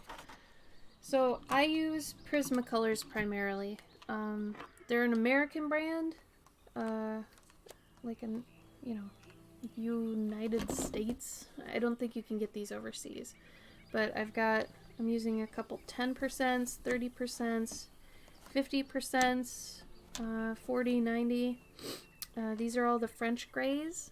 If you look here, it says French gray. I like them better than the cool grays, especially on the toned paper. Copic does have equivalents. I did find that out. I don't use Copics just because I don't like how they feel. I don't like that they're rectangular. These are circular or cylindrical. Yeah, I can't. It's too weird. I don't know. Maybe I've just been using Prismas too long. But I use Prismacolors. If you want to see my color work with Prismas, you can see them on my portraits I do. But, oh, my Instagram doesn't have a thing. Okay. If you check out my Instagram on my socials, you can also see some other stuff I do. I also do digital work too, but when I'm trying to pump something out kind of quick, but still, get some blendy, traditional looking stuff, I use my markers. But I also use, which I'm about to get to on this piece, a bunch of different kinds of whites. So this Posca is basically white paint, and you can smear it and blur it as much as you want, similar to this Jelly Roll, but the Jelly Roll is a lot more precise. This has kind of a painted nub that you have to pump it. Posca. And then there's a Signa here that's kind of like the Jelly Roll, but it's more transparent. And then, where did it go? I had my other one. I also use a Faber-Castell. So, in order of opacity, it'd be this is the most opaque. I'd say this is next. These two are comparable. I would probably use this one if I was trying to be more precise. This one, I can fill it in and know it's not going to be very opaque right away. So that one's really nice. Then this is a white pastel pencil. And then this is a regular, just white colored pencil. So usually I use the white pastel pencil first and then, build up a gradient with that. And then any part that I need to kind of look like this and not quite a pen, then I use the colored pencil. So there's a process here. Any mixed media artist has usually gone through a bunch of trial and error to figure out the best process to use their medium. That's kind of the biggest hang up with mixed media is you have to figure out how to do things when. So like I can't use a jelly roll over a colored pencil. I have to do the jelly roll first, then do the colored pencil, because the jelly roll doesn't go on top of the colored pencil because the colored pencil is too textured. It is too rough. It stands on top of the paper because it's a lot more waxy, where since this is ink, it gets absorbed, so it almost feels like the paper. So once you figure out, you know, how everything reacts with each other and, you know, your canvas, paper, whatever you've got, that's when mixed media gets really fun, because you know how to use it. So it just kind of clicks, you know, just like anything. It's trial and error. These flies are so lazy. I can just poke them. The poor management practices are bringing down the organization, which is sad because we were supposed to be there to help the community and animals. No, animals are involved. No. Hopefully more important people start to see that so we can start making changes for the better. Agreed. I mean, have you talked to other employees? Do you all kind of feel the same? Ah, that breaks my heart that the animals are involved. I'm sorry. I hope it gets better. I really do. For anybody that's in a bad work situation, I really hope it gets better for you. It's so hard to be in a job that you know you have to be in, but it's treating you so poorly, and you know it, and you want to walk away, but you can't. You just gotta start making strides to, you know, get to a better place. So, you know, look around for new jobs, ask your friends if they know anything. Anything. I forgot to take a process pick. Damn it. Hold on.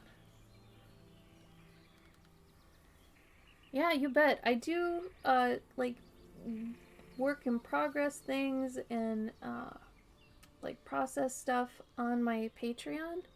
So for the $3 tier, every month you can see, like, a bunch of my stuff. I do, like, basically they're, like, process gifts. So you see, like, pencils, flats, render, blah, blah, blah. You know, that sort of thing. And honestly, if you ever want to see the process, just, you can go on YouTube under my name and watch any one of my past streams and just do it at, like, 2 times speed. And it'll basically be, like a time lapse. Because I try to start and finish pieces on each one of my streams.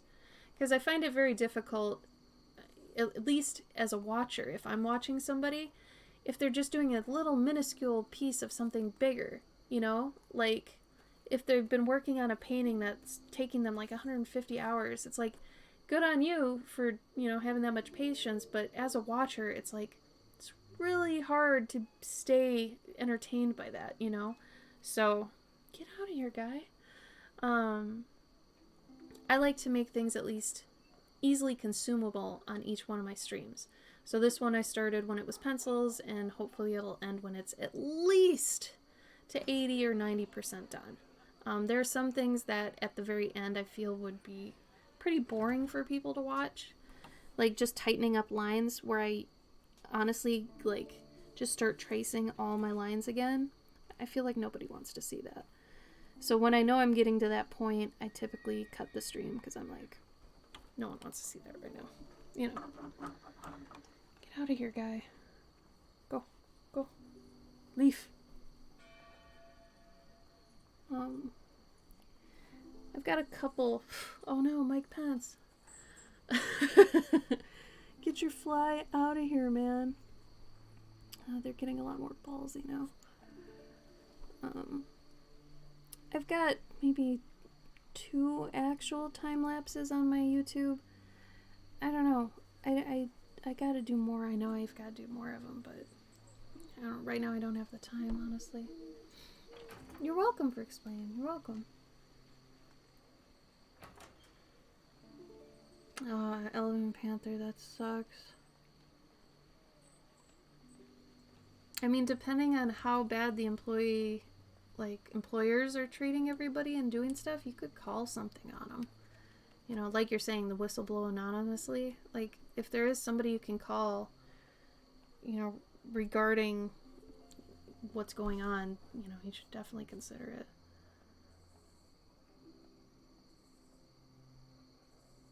You skipped the YouTube by accident. Oh no! Let's see. Not a real dog.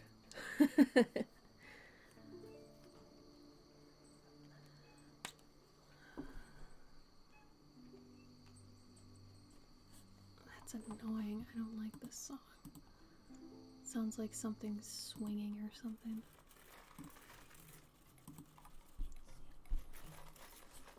A lot of these are ambient right now.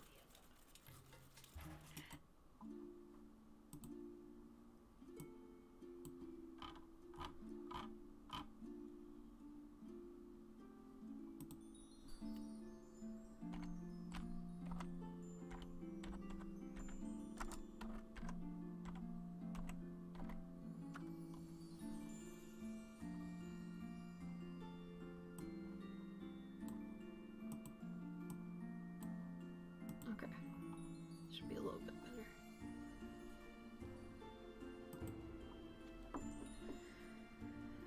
Oh, and then I just changed something. I don't know what I'm doing. Come on.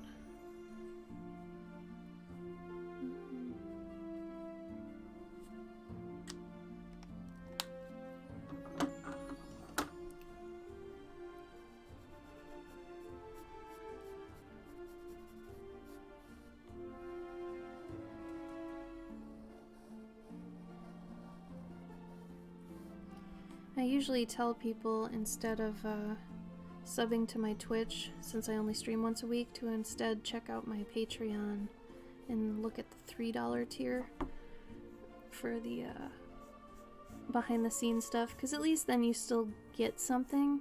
I've got digital rewards you can get. So that's, you know, that can be a little bit better.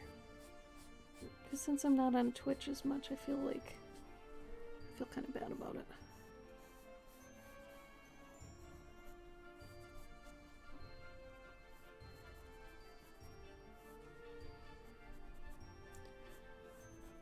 No, hopefully next year I can do it more. And I do plan on getting my YouTube up and going with legit stuff. It's just I gotta get the time, man. Hopefully after the holidays, starting next year, I can really dig my heels into that. Because there are tutorial things I would like to do. I get asked about a certain number of things that I feel like I could make a video about at this point. So, just gotta get the time. It's not about making the time either, because if that were the case, I'd be fine.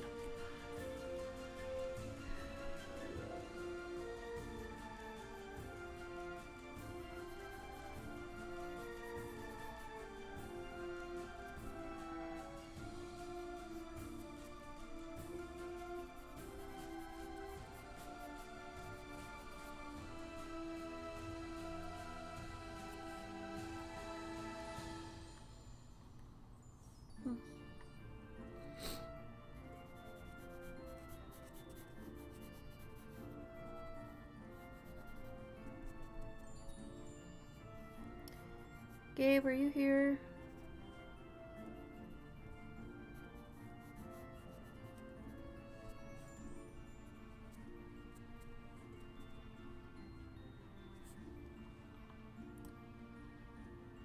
I don't suppose you want to bring down my wise wood pins, do you? They're on my desk.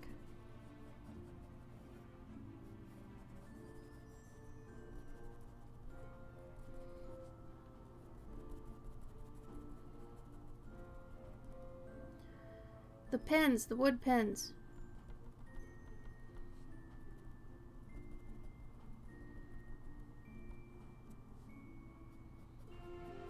Your what?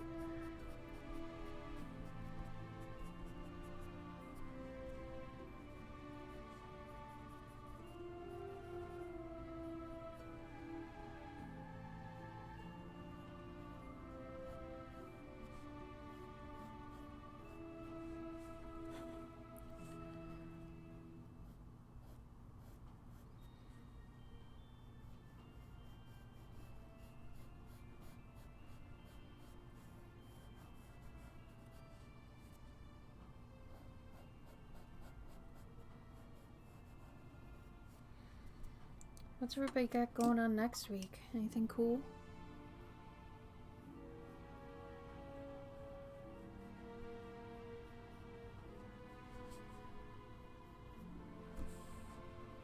Hi, Spongy. How you doing, buddy? My friend?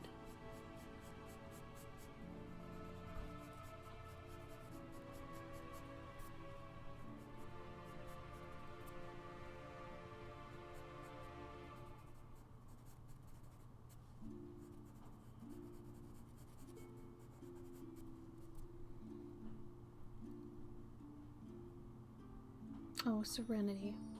Even the ones you're not proud of, though, at least you got them done, and they're technically experience added onto your journey. So, even if you're not proud of it, you still leveled up. Working your booty off, I feel you. I thought you were saying... Look at how many there are. Yeah. Like, there's 2 there, there's 3 over here. I let out 6 of them. Are you serious? Yeah, they're making their way out. I'm telling you, they're coming in through that thing. Yeah. That's the only thing I can think of. Unless they're, like, in the window, maybe? I don't know. Well... But my whole logic with that... My guess is that there's something dead somewhere, and... Oh, homie. And maggots turn into flies, and flies... There's no way there's something dead in here. That's not how that works, though, in a house. Like, maggots don't just appear. But don't they, like, feed off of dead flesh? Eggs need to be laid in the meat. But I think that, you know, so if you could clean those things up outside, you know? Yeah. But there's gotta be, like, a hole.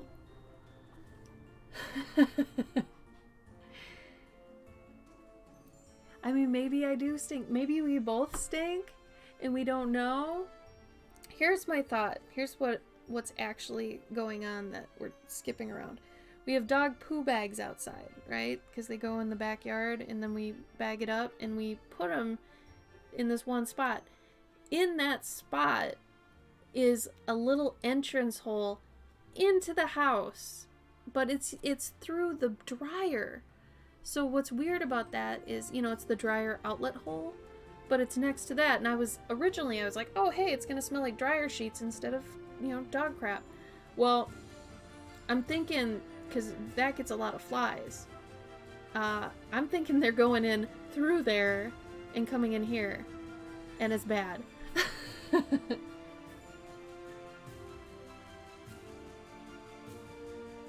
Yeah, they are really dark. So, I mean, if those are the poo flies, this one just, like, literally fell on my paper. He just fell on my paper. Gabe, look at this. Homie, did you hit something? He just fell on my paper, knocked himself out, and now he's on my pencil. I don't... Get out of here. God, they're so stubborn. And they keep landing on my head, and I feel like my pants. Like, it's bad. Anyway. Quick commercial. This week, I released my Wisewood pins. And these were a fun little project that I wanted to do. They're just, like, I don't know, little badges of pride regarding, like, nature. So, you've got a mushroom mentee, a sage sprout, acorn apprentice, and a loyal leaf. The loyal leaf is reserved for patrons only, but the other 3 you can get too. And then I like to think that each one has to do, you know, with the actual thing. So, like, acorns are strong, they represent potential, you know, and they've got humility because they're tiny, but they have strength, you know. You know, and sage sprouts. So the idea is that they're all expressing that you're a student of nature in a certain way, right? Maybe you're into mushrooms and you like going mushroom hunting. I'm in a mushroom hunting group online for people who like to hunt mushrooms and then like cook with them and stuff. Apparently they're all over everywhere in the US. So if you find a Facebook group about mushroom hunting, there you go. But these are pins. So, I mean, you can put them on stuff. I was thinking about making them patches too, but first I gotta see how these do. So there's that. But if you are a $3 and up patron, this one is free, whether you buy the set or not. So if you are on my Patreon on $3 or up, make sure to check your latest Patreon post, because last week I put up a post on how to redeem this regardless of getting the rest of these. Like, you can get this for free. So make sure you look at that, because you gotta do a contact form on my website. But the rest of these are on my Etsy, in case you know someone. I thought it'd be one of those cute things too, like remember best friend like necklaces and bracelets and things that you'd share with somebody? I figure if you've got 3 of them or 4 of them, you know, you can kind of give those to your friends. Like, maybe one of you is more obsessed with drawing mushrooms than the other ones, and maybe somebody's super into like actually making their plants thrive. Do you have a friend that can actually not kill plants? That's for them. You know? Electric fly swatter. Oh my god. It's funny you say that, Dennis. The Bruniel probably cleaned it up thing, because Butters last night, there was a fly crawling on the floor, and I was like, Butters, what's that? And she went over it, she just picked it up and ate it. Like, she didn't even... I was gonna try and make it fun, you know, and maybe she chases it. She just ate it. And she's a senior dog, and she's blind in one eye, so maybe it looked like kibble to her. I don't know, but I was just... okay. But yeah, if it is one that's like swarming dead flesh, I don't know where we'd have dead flesh. I mean, that's effed up. I mean, we're vegetarians. I mean, like, where is this flesh? I'm just hoping. I mean, I don't think they would swarm, like, let's say we had a mouse. I've never seen flies inside of a mouse. I would think it'd have to be bigger. You know, maybe there's one in the windowsill, or maybe a possum or something. That I could see. But, like, maybe a raccoon or something? We have lots of skunks in the area. I smell a skunk like every other day. So maybe that has to do with it? I don't know.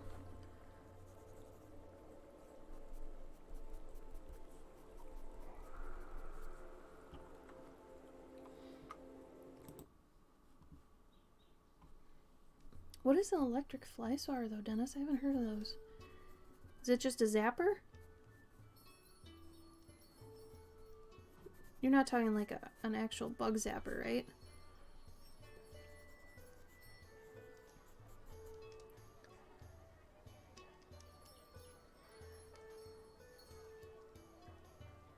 With the vacuum! That's a good idea. Because then they might stay alive and I can let them outside again. We're the types that catch bugs and let them outside. Like, I can't remember the last time I killed a bug. I try not to. Small tennis racket with the mesh is electrified. Whoa! See, wasps have it coming. I would probably kill a wasp. Those guys are jerks. I don't like it when they make nests in my car. I've had it where wasps make nests in my car trunk twice. It's really messed up. It's creepy too, like their nest things look scary as hell. Every time I find a wasp nest, I'm just so creeped out. I think it's from that, was it tryptophobia? Tryptophobia? Something with the holes. Oh. Can't look at things that have holes in them. Like that one frog that births through the holes in its back. Nope. Can't do that. Can't do that one bit.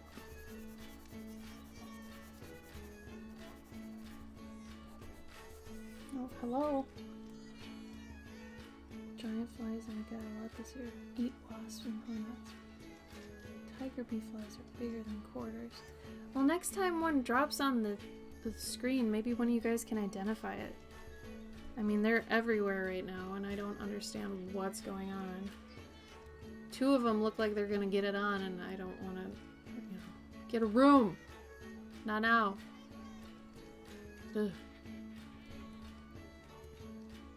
The top of a soda pop can. So like maybe my thumbnail. I mean, these guys are pretty big.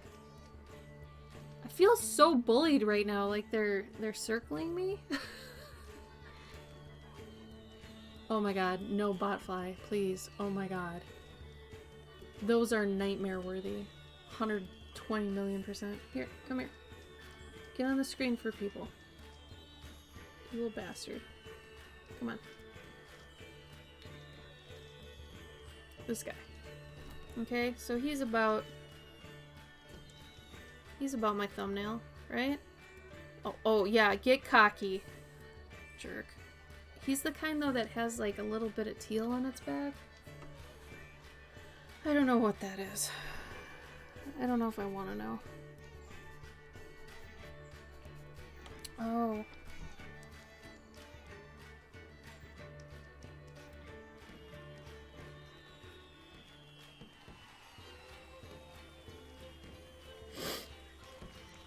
I still don't know.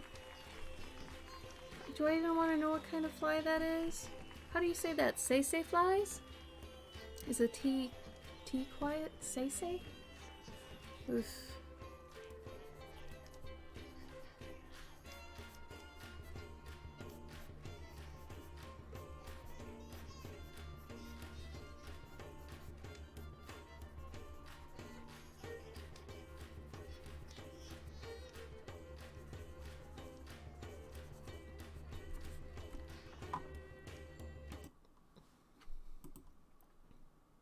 ZZ. Oh. Blue bottle flies. Well, what do blue bottle flies do then? Like, are they gross? Because they look like the ones that are always on my dog's poo bags. So I'm still guessing that's how they got in. Because I can't figure out any other way they'd be here other than that. Because it's gross.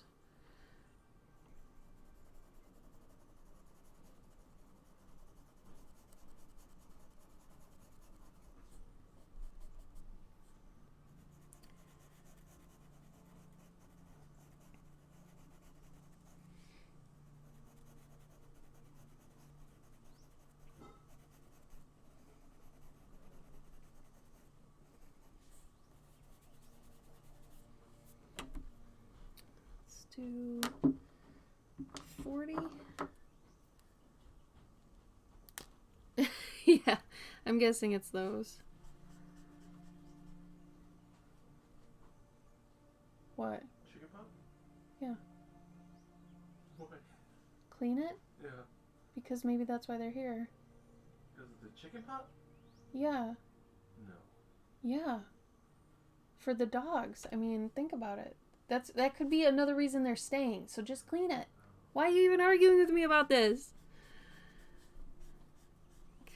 We're vegetarians, but we cook the dogs chicken for their meals. Sometimes Gabe's lazy and doesn't clean the pot. He's in charge of dishes. So maybe that's why they're here? I don't know. I still think it's the dog poo. Yeah, they don't look hairy. I think you're right. But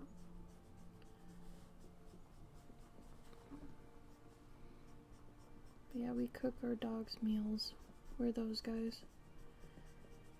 Just since we have a bulldog, since bulldogs are very prone to certain like medical problems and things, it's best to avoid even, getting them to a potential sick point.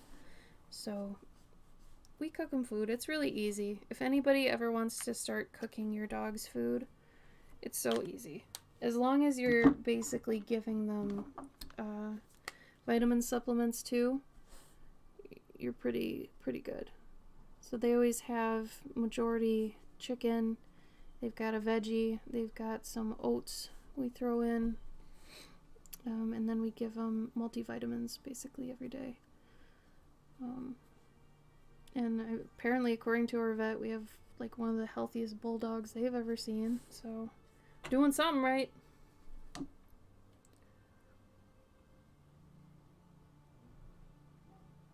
Aw, Danae.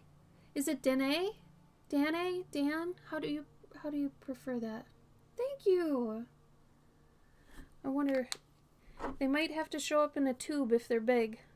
Just letting you know. If they're yeah, I might need to send these in a tube. So if I end up sending them in a tube, don't worry, you can just lay them out and then put them under some books. I just like to make sure they don't get hurt. Thank you so much. That really helps.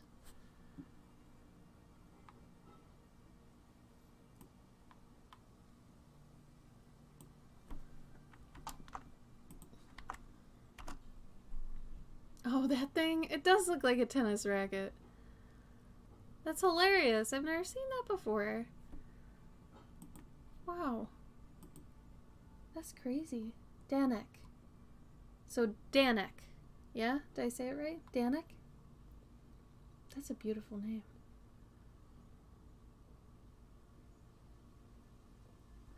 Entomology? You're afraid of them?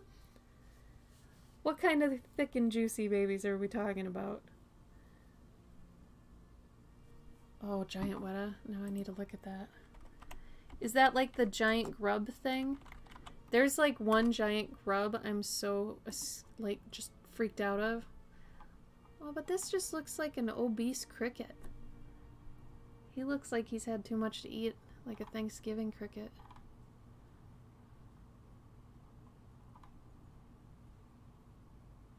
Do they at least have a purpose, Spongy?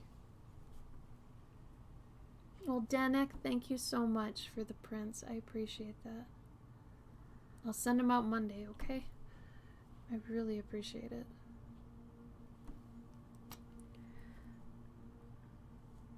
And like I said, if anybody's interested in seeing like work in progress shots or I only show so far my ATCs on my Patreon. I haven't even done an ATC post on Instagram. You're so welcome. Thank you. I appreciate your interest so much. It really helps, especially in these times. Things are crazy right now, so anything helps. Alright, now I'm gonna do the scroll and this other part that I've been meaning to do, the wood part.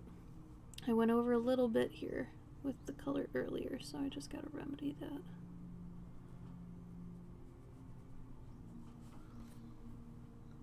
They're called the god of ugly things, and they were almost wiped out by New Zealand mammals. They're rodent-sized insects. Oh, really? I don't think they're ugly. They're a little bit creepy, but I don't think they're ugly. Aww. Poor things. I got a soft spot for like ugly animals or things that aren't very popular. That kind of crap.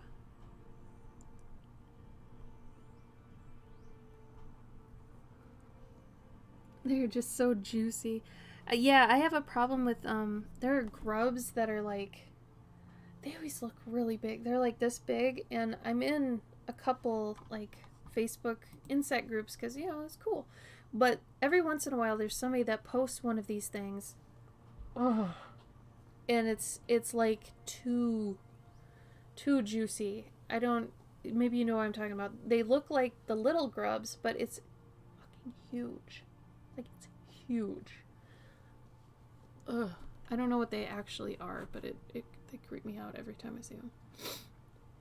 Stepped on a caterpillar as a kid. No! No! Oh my god, I have a really bad story about a frog that's kind of like that. And it's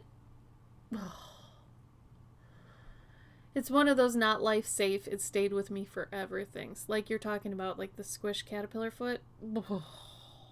Mine has to do with a frog and a door. I'm not gonna even talk about it really. It's bad. Yeah, the Goliath beetle larva. Yeah, those. Which is so funny because the Goliath beetle looks almost smaller than those, right?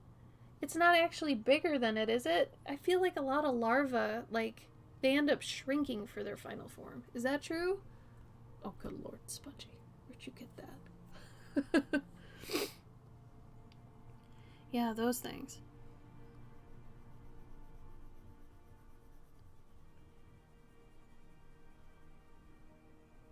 Ugh. It's so hard trying not to think of certain things because you're thinking of the thing, trying not to think of it. You know what I'm saying? Oof. Ugh. All the jellies turned into Crispies. That is such a way to put it. Spongy, I love it. It's so visceral. Like, I can feel your words. It's so funny. I don't... Ugh. Bleh. Ugh. I don't know.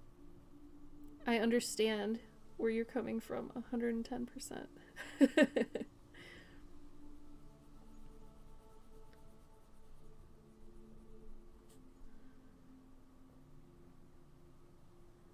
I was gonna show some old art on stream, and then I was like, I don't know. Does anybody really care about that? Next week, do you guys want me to show some old art on stream? I could probably do that. I was thinking just like art from 5 years ago, because I found some recently. And then I found... I know I've got some from 10 years ago.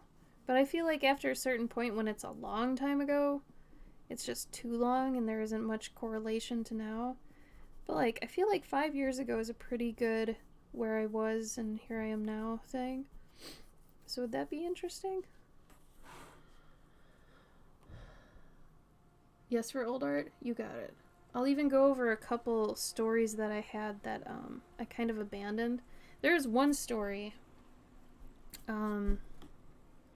that was technically my supernatural. I had done it in high school. I was making sure it wasn't college. It was high school. And once I saw supernatural, I was like, I don't need to do my story anymore. Like, it sucks when you have a story that is so close to something that exists and maybe you did or didn't know it existed. And then once you see it, you're like, I just don't want to do that for the repercussions of, like, someone being like, hey, this is because of this, isn't it? Or, like, this is too close to this. Are you ripping them off? Like, oh my god. I get worried about that. And one of my stories, the one that's a mix of, like, Iron Giant and Full Metal Alchemist, that one, I know I would get some people that are like, you know, oh my god, Full Metal, but it's like, I didn't see Full Metal when I had made that one. So, it's not like I can be like, yeah, I didn't see it then. You know, no one's gonna believe that, especially if it's kind of close to it. So, it gets kind of scary. Because I feel like you have to do your stories in a certain amount of time. You know what I mean? I don't know. And I know that's stupid, and I know you should just do your stories anyway. I have to keep telling myself that basically weekly. But it's just, it's so, there's so much scariness with it. Because I already, for a lot of my work, get, hey, mouse guard. And I'm like, okay. I mean, it's, you know, thank you for the compliment. But there are other things other than mouse guard, you know. I mean, that's probably what somebody recognizes just because mice and medieval stuff. But I mean, let's do the OG here of, you know, Beatrix Potter. You know, her. Or like Don Bluth. Even earlier, you know. But you go to conventions, you eventually hear what people start comparing your art to. And it's interesting. Some people will tell you to your face. Other people will tell you in passing. Like, they'll, you know, talk to whoever they're with, and they'll be like, oh my god, this. And you overhear it, and you're like, okay. I mean, you're gonna agree with some and not agree with others, let me tell you. But it's always kind of funny to hear how people, I guess, interpret your art. Because everybody's always coming at their, you know, things from their perspective. So what they've seen and fed their brain is what kind of comes back out, right? So it's interesting to see the different types of content you get told.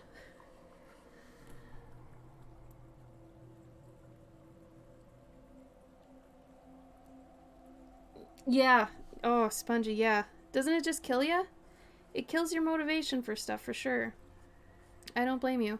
Like when I was doing that one Journey June story with my witch bear, everybody's like, "Oh my god, she looks just like Winnie the Pooh." I'm like, "No, she doesn't. Like, no, she doesn't." No, you know.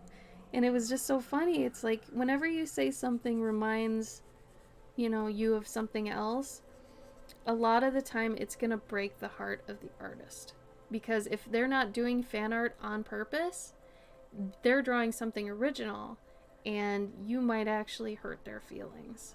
So a lot of the time, if you can avoid that and just tell them what you like about it, that's going to help them a lot more.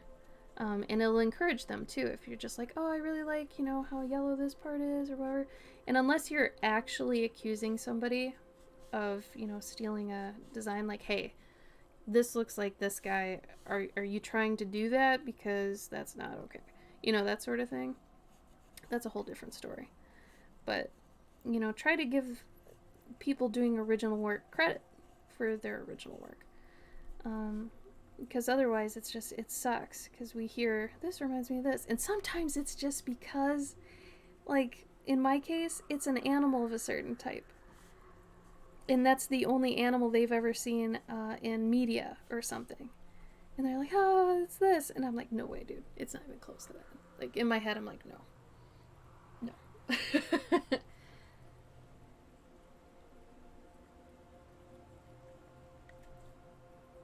That's nice of you, Spongy. Yeah, I suppose that's a lot off your plate, too, huh? Yeah, being a combo writer artist has its hard points for sure, but I'm too much of a control freak not to do that. I mean, I've done it in the past. I've helped people illustrate their books and whatever, but like, it's so much better for me to have full control, and I get to actually make, what I'm trying to because of it. So I don't know. I get where you're coming from, though. Like, absolutely 100%.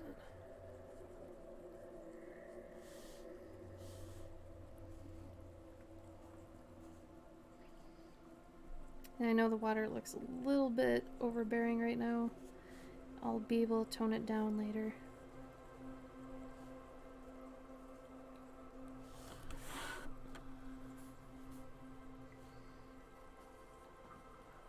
I'm glad you've figured out what makes you much happier, though, Spongy.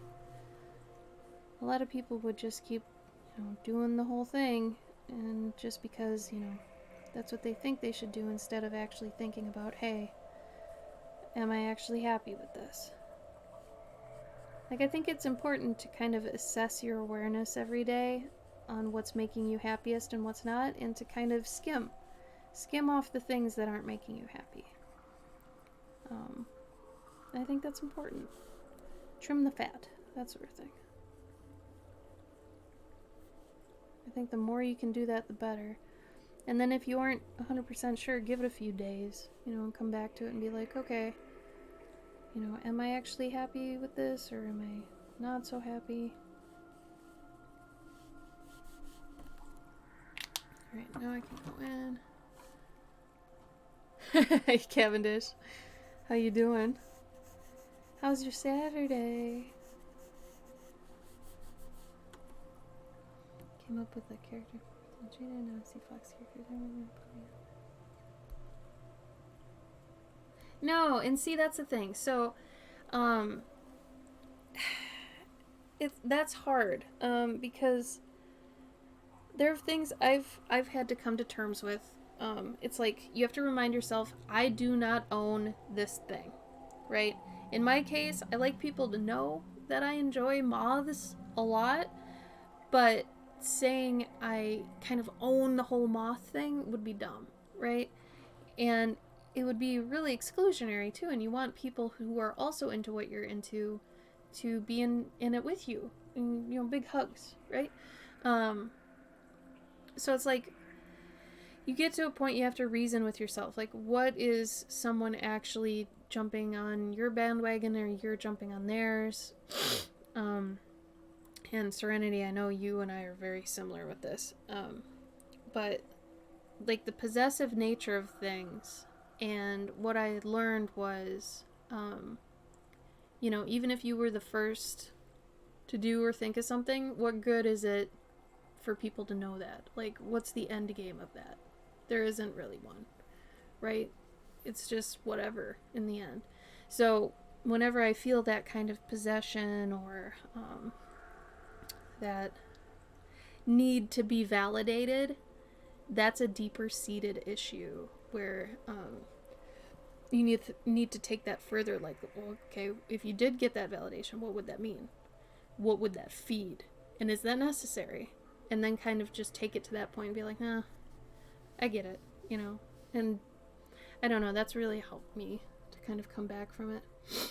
You slept all afternoon? Hey, it's Saturday. It's the weekend. You're allowed to.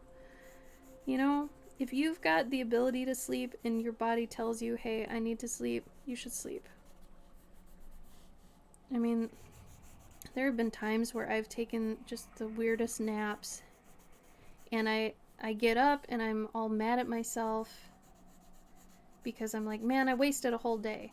But then at the same time, I tell myself, well, if I slept that hard, that long, I must have needed it somehow. Like, maybe your muscles needed it, or maybe your brain just needed to be off for that long, So, I don't know. I'm the type of person that beats myself up a little too often, so I'm learning, especially in the past couple months, I've gotten a lot better with not raking myself over the coals, so to speak. Though I do kind of relapse whenever I get somebody who's mad that, their commission may be late or something like that. And, most people are really great about it. They're really, they understand, okay, COVID, people have had to pick up extra jobs, etc., which is what I've had to do. And I'll let them know, But typically if I get somebody who's extra mad about something, typically that I can tell they're probably displacing, or something else was wrong that day. My mouth got dry. Ugh. Especially if it's out of nowhere,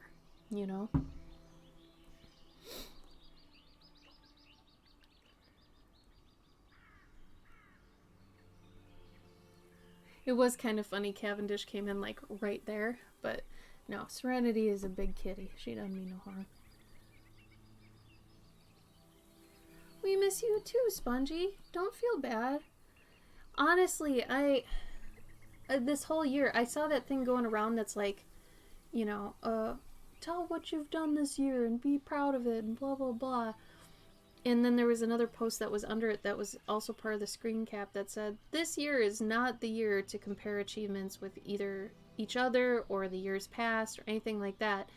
And I read that and I was very relieved, because I feel like as a collective, we're all kind of feeling that right now. Like, we have not had the ability to do any of the things we set out to do this year for the most part.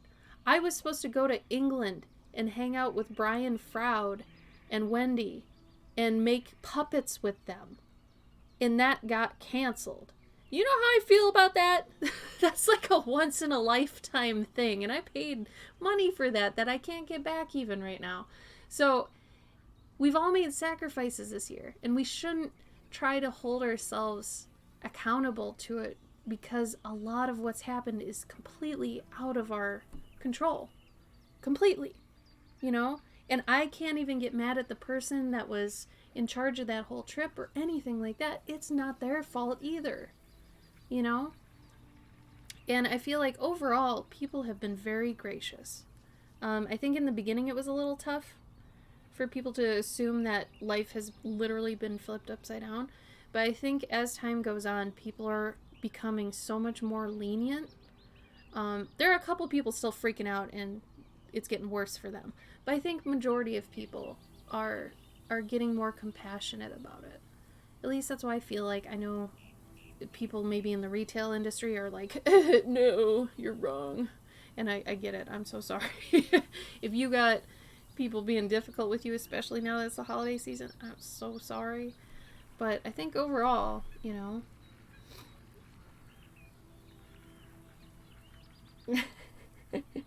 Oh, you guys.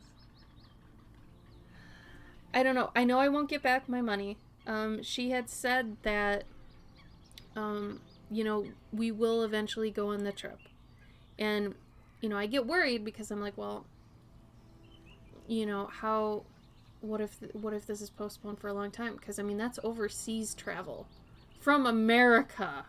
Like, I don't think anybody overseas wants any American coming over anytime soon, right?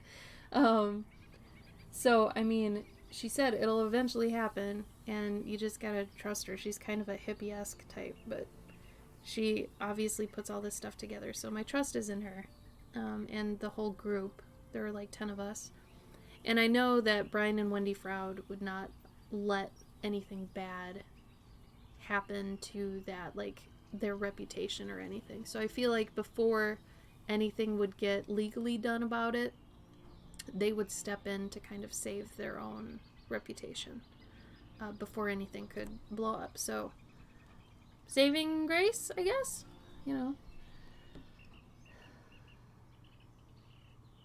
Yeah, and I think, exactly, Serenity, I feel like this whole experience, blessing in disguise, looking at the silver lining, has really reminded people a lot of what they need and what is absolutely necessary. You know? There are some people, though, that are still just unfazed. Like, their work hasn't changed, everything's okay. Maybe they're home more often. Maybe that's the only caveat, you know? But, you know, those people, I feel like we're kind of depending on to carry a little bit more of the weight than when it comes to local businesses and the arts and entertainment and all that stuff. Because if you're comfortable, remember that there's a lot of people who aren't. So whoever your favorite artists are, whoever your favorite restaurants are, make sure that, you know, if they're local and they're like, you know, independent, that you are showing them you care about them, because now is the time for that. Because a lot of us don't want to put out on social media, hey, we're suffering, buy something from me. You know, we don't want to do that. I'm not the type to do that. I would only ever do that probably if my dogs were really sick and we were out of savings.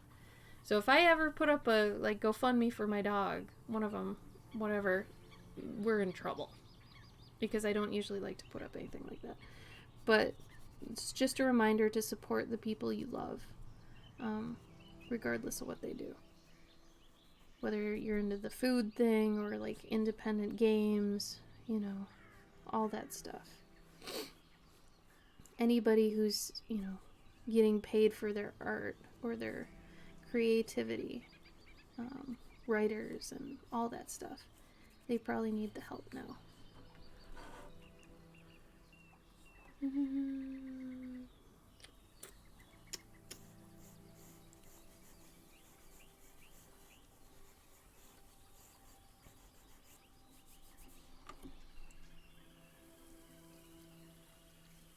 I know, it really does, right? Ugh. And it's not even just seeing that either. Like, there was this tour to go see, like, King Arthur's birthplace or something, and it just, like, there were so many cool little things on that trip, and I was so pumped for it. But I had this feeling, this really weird, sometimes I get premonition type feelings, and I don't want to even say I'm blanket this thing, or I'm, you know, I'm prophetic or some crap, but I had that gut instinct that something would prevent me from going on that trip. And I was like, I'm just gonna pull the trigger anyway. So we'll see what happens. Maybe something cool happens, and when we finally get to go, we get an extra special trip because we had to wait so long or some crap. I don't know. I'd like to think something extra will happen because something bad happened. Every time something really bad happens, I always tend to get on the hopeful side and be like, well, if something that bad happened, that means something that good will happen too sometime. Like, I'm a big believer in that. Exactly, Cavendish, exactly. So I even had to, like, grapple with the idea of Patreon for a while because I didn't want people to give me, you know, monthly money because they felt bad for me. I want them to give me monthly money because they want the things I'm providing. So, yeah, pity buys are not cool.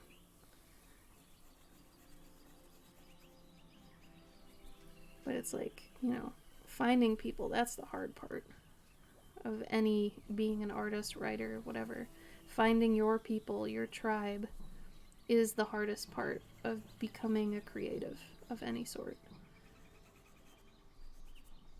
It's definitely a long journey because you have to, put your work in certain places and see how those go, and then if those don't go, you have to pick up and move them and put them somewhere else. That sort of thing. Like, you're almost nomadic on the internet too, So like for the first few years I started doing cons, I had to go to a bunch of cons to figure out where my work did the best. So like one of the better cons that I got to do was the Midwest Fur Fest con this past December. It was, last December. And that was the first one I've ever done, and I applied to do their digital one this year. But I feel like I would have been happier if I had been doing that one, years previous. But to be honest, I didn't even know it existed before last year. But, yeah.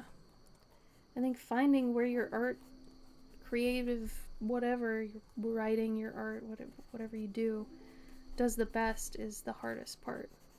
Because it's a lot of trial and error, and a lot of people give up before they find it.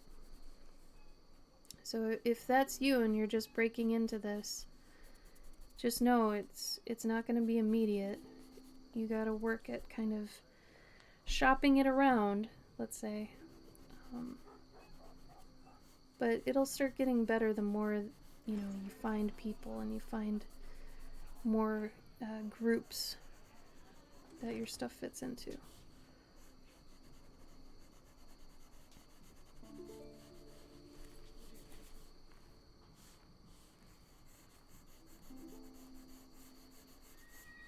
Drawing this water is super, chill. Super calming.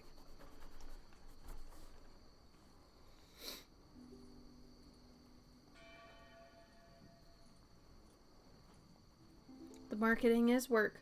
Yeah. It's so funny you mentioned that too, because every month when I do a monthly Patreon post, so I'm not always filling up people's inboxes. And I'm always like, oh yeah, it'll take me 1-2 hours tops, and then I can get back to work. That update always takes me 3 to 4 hours.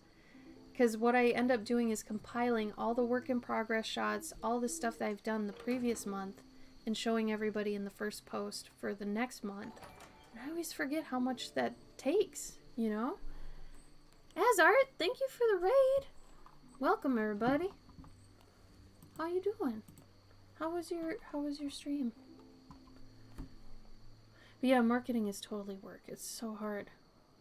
And knowing how to market takes a couple years. At least it took for me a couple years to figure out how to market your work, where to market it, what to use, all that stuff.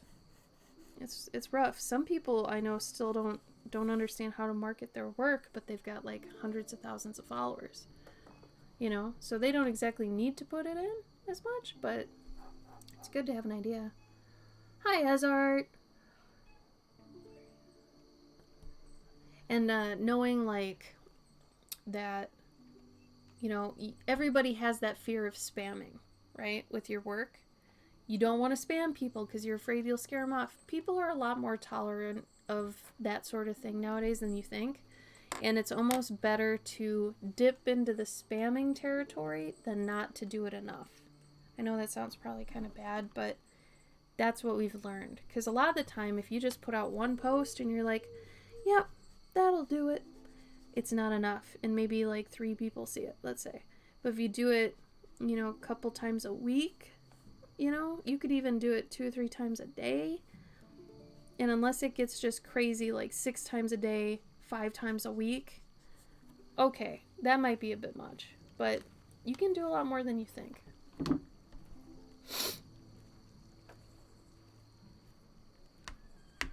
Oh, Lacey wanted to tell you hi. Are you Lacey's person? Partner? Husband? I think so. Hi, Lacey. Yeah, and Spongy, that takes a while to get over, and you might lose some followers, but just know that, they must not understand then where you're coming from, or they're not following you for the right reasons, that sort of thing. Yes, ma'am, I'm her husband. She talks very highly of you. Thank you for the raid. What were you playing? You play games on yours, right? But yeah, Spongy, it's definitely a fight with yourself, isn't it?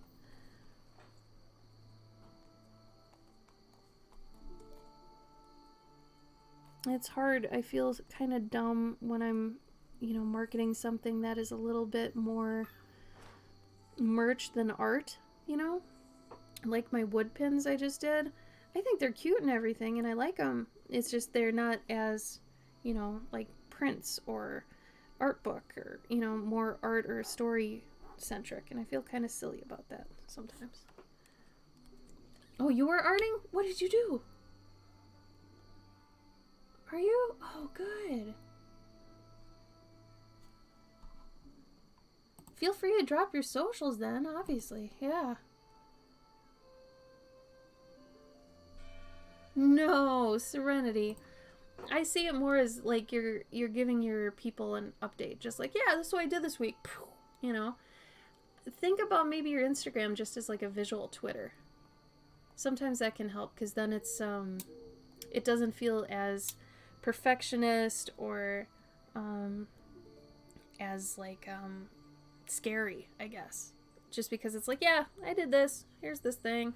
Maybe put out a sketch or two so you don't, see it as too serious. 28-inch octagon piece. I think she mentioned that to me. Yeah, feel free to share your IG, dude. Absolutely.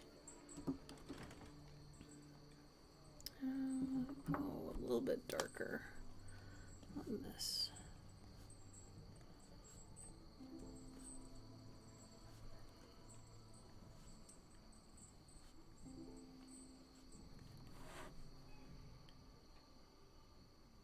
But it probably took me a good 2 years to get over that. And even like nowadays with my Patreon stuff, Patreon I feel is so hard to market for, just because if there are people that don't know what Patreon is, they're typically not going to take the leap into doing Patreon. So every time they see a Patreon post, they're going to be kind of put off by it because they're never going to be interested in it.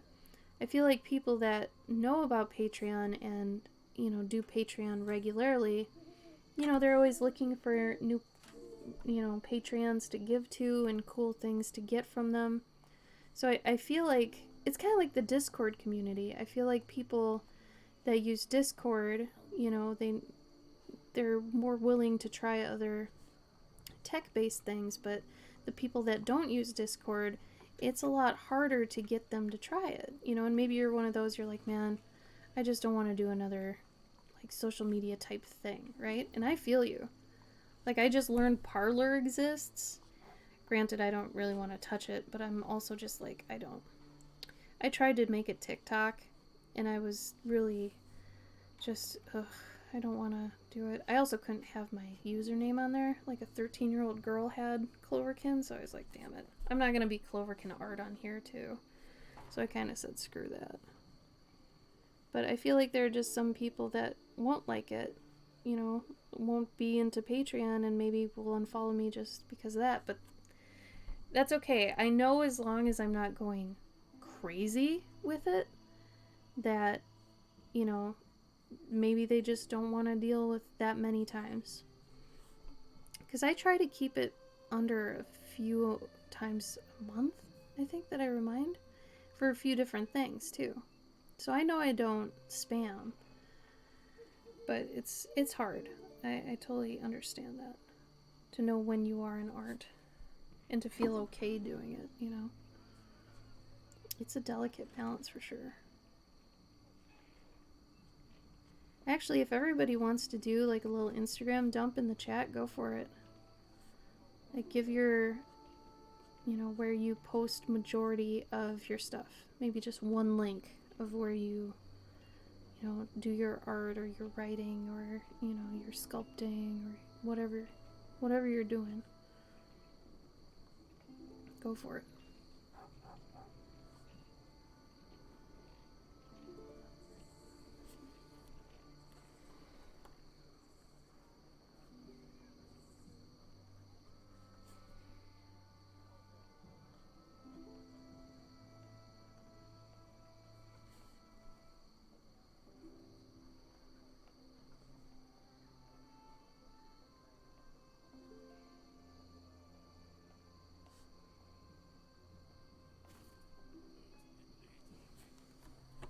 Oh my god, I was off screen again. Sorry. Parler is like Twitter without all the gating. So you know how Twitter's been basically fact-checking and disabling retweets and things for Trump, or like it's on the lookout for fraudulent misinformation and things like that. Parler, apparently you can just go crazy. Like, they're calling it a safe space for free speech. So, I don't know. That sounds a little bit dangerous too, but anyway. Alex Sanchez. Oh, I'm gonna have to finally check you out, Alex. I don't know why Lacey never gave me your stuff. Thank you for the link. Parlors, yikes. Yeah, they try to say it's not a conservative-based social media, and they were trying to actually get more liberals and just a bunch more people on it by even paying for it. But apparently that's not going as well as they'd hoped, because a lot of Republicans are just seeking, I guess, refuge on it. I don't know. I try not to be political, but this year has just been crazy in terms of that. Toronto Wolf, hi! Pink, thank you for the follow.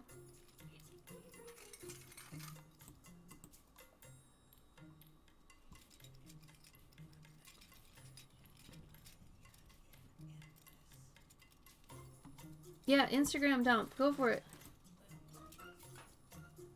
Oh, thank you, Toronto. I appreciate that. I'm glad it's at least a little bit relaxing. I know it can be kind of like if you hear a marker squeak, it could be like nails on a chalkboard, but hopefully mine don't do that too much. But I appreciate that. Thank you. I stream every Saturday at 5 p.m. Central. So that was about 3 hours exactly backwards. So whatever time it is for you, 3 hours ago, that's when I started. I usually do every Saturday. This Saturday I'm working on the High Priestess tarot card. So I chose an owl for this one. My whole little tarot set, I'm not going to call it a deck, I'm going to call it a set, because I'm not setting out to do the entire deck. Right now I'm loosely doing the major arcana just so I could maybe eventually have just that done, but I am in no way taking on the whole deck. I'm picking away at these and then making them actually into bookmarks. So if anybody actually does tarot, you could use them as cards, but I thought they'd just be a really nice prompt to use as, you know, like a drawing series, really. Your EST? So it's 9 p.m. for you. So yeah, 3 hours ago. Oh no, Elvin! What do you do for hobbies? What's everybody's favorite hobby right now? Just pick one. What's your favorite? Like, if you could do anything for, say, 5 hours, what would it be? What's your favorite thing? Whether it's just chilling and watching movies, or maybe you like to crochet or knit. Maybe you make stained glass. Really, Serenity? I would not have expected you to say that. So you must really like it now. Oh, magic, yes. So knitting would be the hobby. Isn't that funny, Spongy, how things work out like that? So crazy. If I wasn't working on job art stuff right now, I would be doing personal story stuff right now. And then behind that, if I was doing that at a comfortable amount, I would be doing my jewelry and more crafting, some textile stuff. Oh no, Serenity.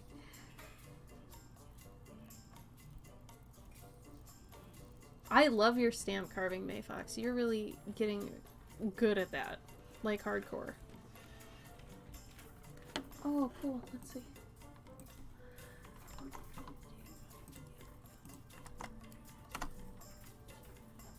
Aw, that's lovely. Sweet morbidity. I like it. What kind of flowers are those, Alex? Making cement coasters and painting them. Oh, fun. Papercraft bookmarks. Like a bunch of glued pieces and then made into a bookmark? That sounds cool. Be drawing full time. Make sure you're working up to it. Ghost poppies. Oh, I bet Lacey loves that, doesn't she? They're very pretty. I do like that they're kind of ghostly flowers that you can see through them. That's super nice.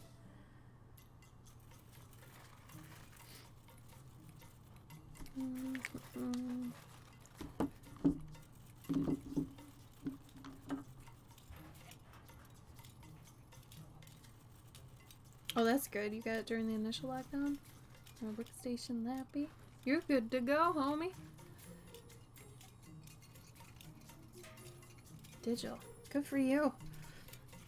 I mean, you can do both digital, traditional. I do a healthy mix of both. I think it is good to do both. Because eventually, even if you do traditional, you're going to have to dip into digital to make sure, you know, like your prints and stuff look good and everything. I actually come from a gaming background. For those that don't know, I was in gaming for like 10 years. And I was doing all that. And I was in mobile games specifically, which, if you know anything about the inner workings of mobile games, they're actually kind of poisonous and icky. Aw, Danek, thank you for the sub. Thank you, thank you. 6 months in advance, wow. If you end up wanting to switch from that, you know, you can always do my Patreon too. I highly suggest for anybody who is interested in art or like process picks, things like that, tips and tricks, check out my Patreon. $3 and up will also get you a free one of these. Yay! So, I have a good amount of different tiers on my Patreon. Definitely check those out. It's under the same name as my Twitch. These are also on sale on my Etsy now. You can get these. These are cute little wood pins. Super eco-friendly. But this one is exclusive to my patrons. But thank you so much, Danik. Oh my gosh. I still feel like I gotta make more emojis. I don't have many. I only do once a week streaming. I feel so bad. I wish I could do more. Thank you, Toronto. Hi, Wade. How you doing, Wade? Hi, hi, hi. Hi, hi, hi. Wade, how's things been for you, homie? You doing good? Things is things is things is things. Wade, what's your favorite hobby when you have some time that's not drawing? What do you like to do? Everybody should go check out and follow Wadeacuff if you have not. He has done some amazing work. He's a digital artist, so those of you who are digital, go check it out. A lot of my monthly stories are actually done digitally. So because I was in games, I've got that kind of dual thing going on. So it's nice. Then it feels like I'm not always doing the same type of art too. So if you ever get burnt out doing digital or traditional, switch over and do the other one. It'll be good for you anyway. Yes, Dennis knows. Wade stuff is amazing. I'm telling you, this art community on Twitch, it's great. Lots of amazing people. I've met some of the nicest people I've ever met in my life through Twitch. Wade happens to be one of them.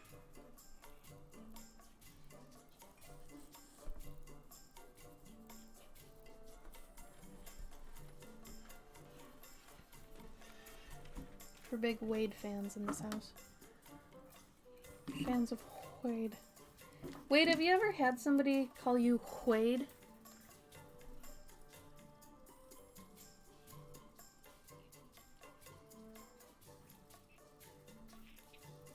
You have? Oh my god, no. Did they mean to do it? How did that go? You need a vacation. Oh, Spongy. Oh, Spongy. I hear you. Mixed media, man. It's a marriage for sure.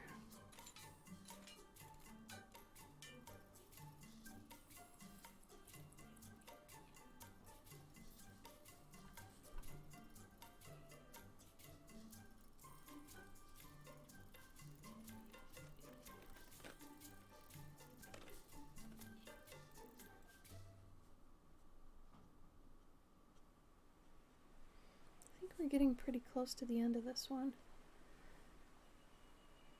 At any point, if anybody has any questions or anything about like tools I'm using, what I'm doing, all that kind of stuff. I also have a tools, whatever the thing's called, command, if you ever want to see that. I put it for my Halloween stream I did a couple weeks ago, but I can't remember what's in it. It should still be pertinent, I'm pretty sure.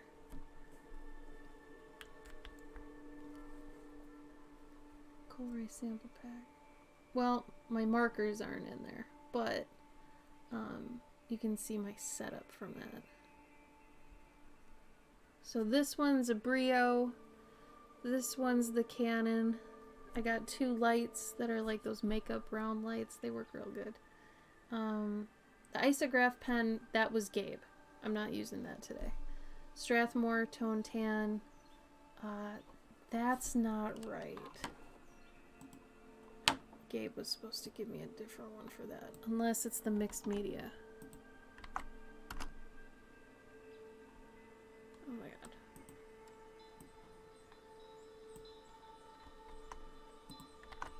Today's is actually a different... Okay, that mixed media is right, yeah. But this one today is a Dale Rowney Cachet Earthbound Sketchbook. You cannot get these anymore.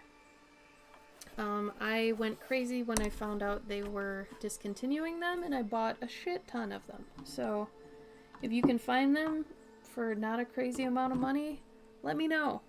Because I ended up switching to that Strathmore Mixed Media Tone Tan. Not the other Tone Tan with the cowboy on the front. That one, if you're going to be using markers, does not play well. Do not get that one. That one's good for dry media, but not for marker. Don't do it. It's a trap. What? Gifts, gifts, gifts. Danik, you're so sweet. For Amazon, I don't know. My partner hooked me up with those links. If it's the business thing you're talking about, yes. Oh, really, Wade? Quaid? Oh, his name in that was Quaid, wasn't it? I thought it was Quaid. Y'all are so sweet. Thank you, Danik. Thank you, thank you, thank you. Wade. Like a W-H-A-D-E. Wade. You're hearing Quaid? No. Wade. Have you ever seen Hot Rod? It's like the part when Andy Samberg's like saying what way? Whiskey. When he's doing that. Anyway. That's so sweet of you, Danik. Thank you for doing that for everybody. That's crazy. Look at all the stars. Well, I basically have, I think, just one emote right now. Yeah, Hoid. Sorry. I suppose it sounded like a Q, huh? Q. Yeah, that's so sweet, Danik. Very amazing of you. I've never had somebody do that in my channel before. This is very nice. Weird. Yes, weird.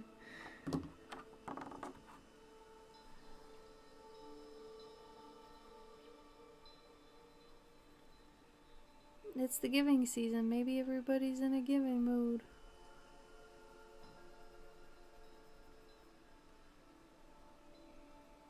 I'll try to get some more emojis up when I get some chance. Maybe if next week I don't have a card to do, I'll work on some emojis on stream. There are a couple I had an idea for. I just had not had time to get them up and going.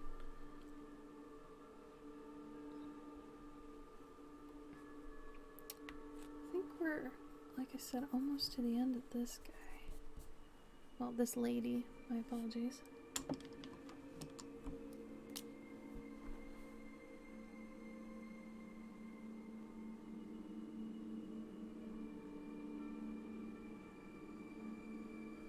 There you go.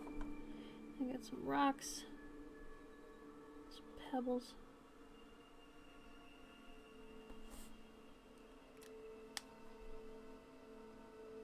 Oh, thank you, Danik.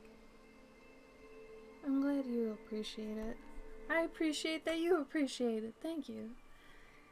It's one of the best compliments someone ever gave me when describing my art. They said it was I'm trying to word this like how they did. It gives me for nostalgia for something I've never done before or seen before, something like that. Like they had this phantom nostalgia that it didn't remind them of anything, but it gave them a certain nostalgic feeling that was good. And I don't know, I was really struck by that. I thought, wow, it was powerful. I don't know. So thank you for your comment. That is so sweet of you. I'm glad it gives you that. I hope it's a positive feeling at least, you know? Comforting, maybe somewhat mystical in a good way.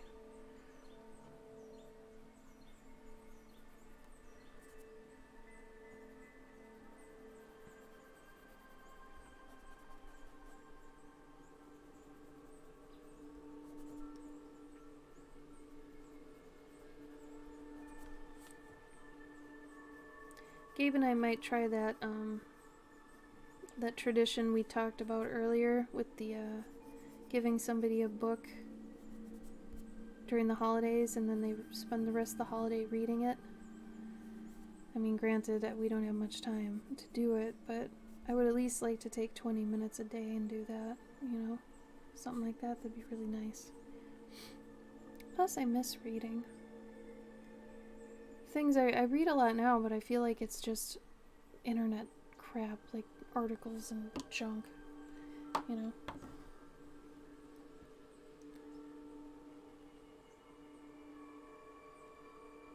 Oh, I love that. Thank you, Danik. That's so sweet.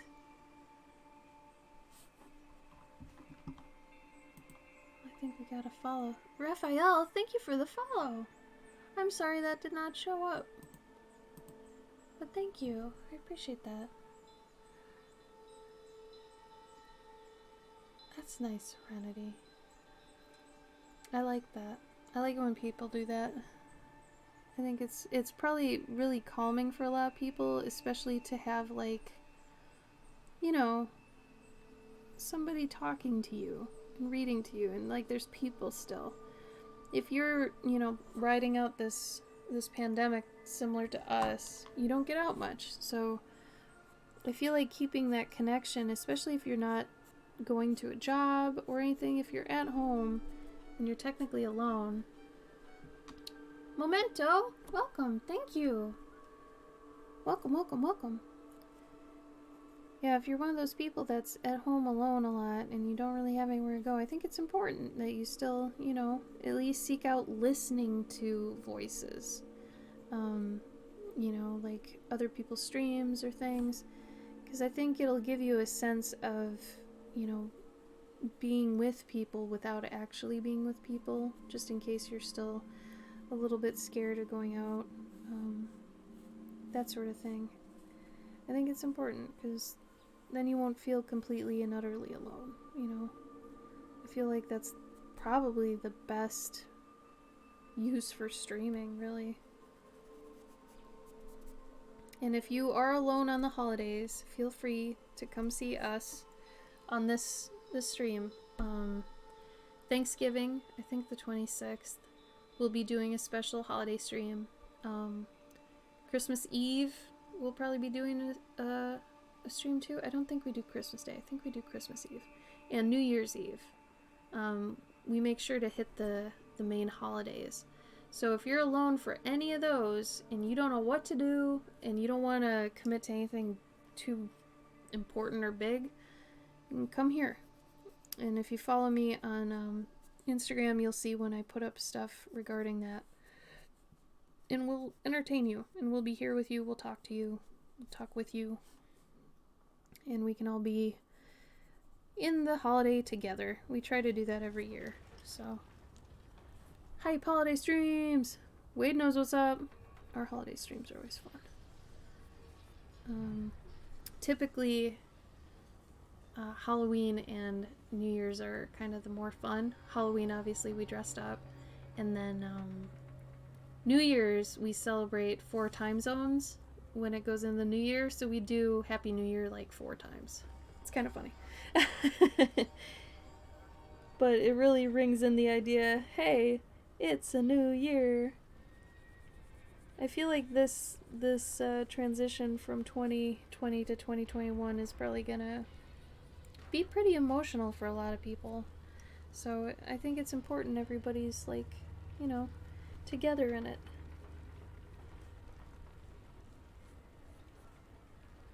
Because we're all together in it. Oh.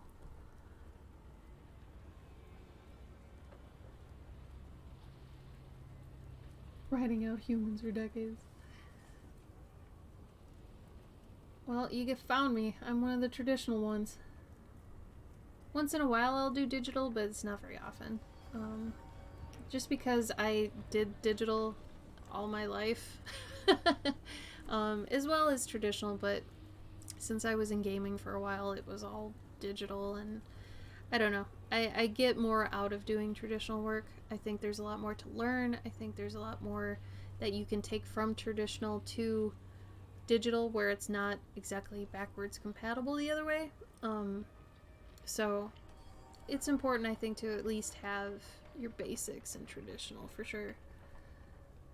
Yay! Alvin Panther! I'm gonna bring yours up in my website.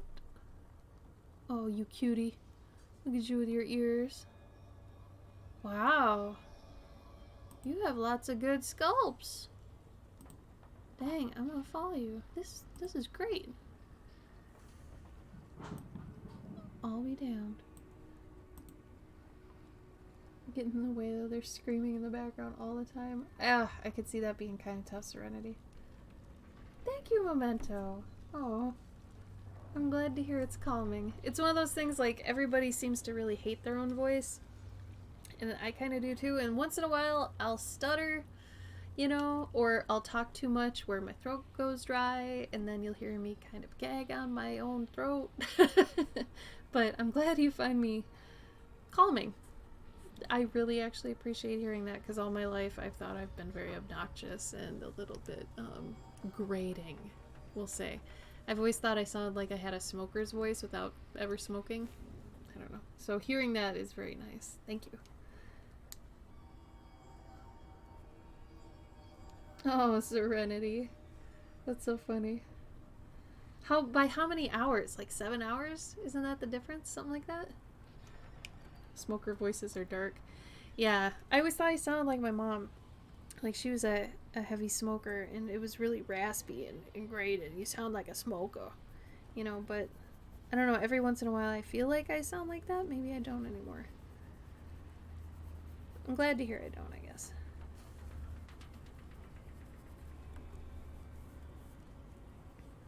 Okay.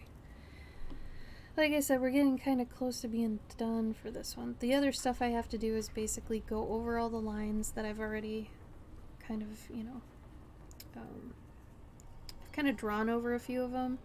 And then I'm going to fix some stuff in post, in digital. For the rest of it here's the water. Probably go down here and, you know, fill in some more dark bits. And then I'll plug this into my tarot card template. And then I should be getting one of these packs together soon. I've decided to sell the tarot card bookmarks as like packs of 5. 4 or 5, depending. We'll see how it goes. I have to see how many cards are in the major arcana, but I'm thinking that's how I'll do it. Because right now, like I said, I'm not shooting for a deck right off the bat. That's more than I can devote to this right now. But to do at least the major arcana, I think I can handle that.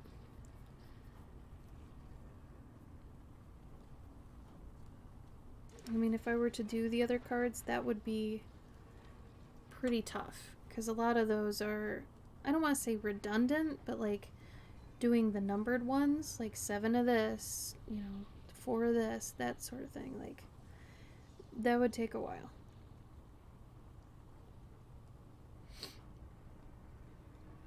And right now, I wish I had that kind of time, but I do not.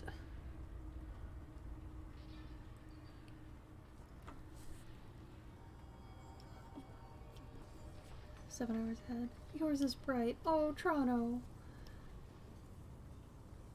No, Serenity, you got a good voice. If anybody thinks I have a good voice, you should check out Serenity. She is smooth. I'm in like, I don't know, every time I hear you talk Serenity, I get like kind of giggly. I'm like, oh, it's so smooth. Oh, you're welcome, Danik. Thank you.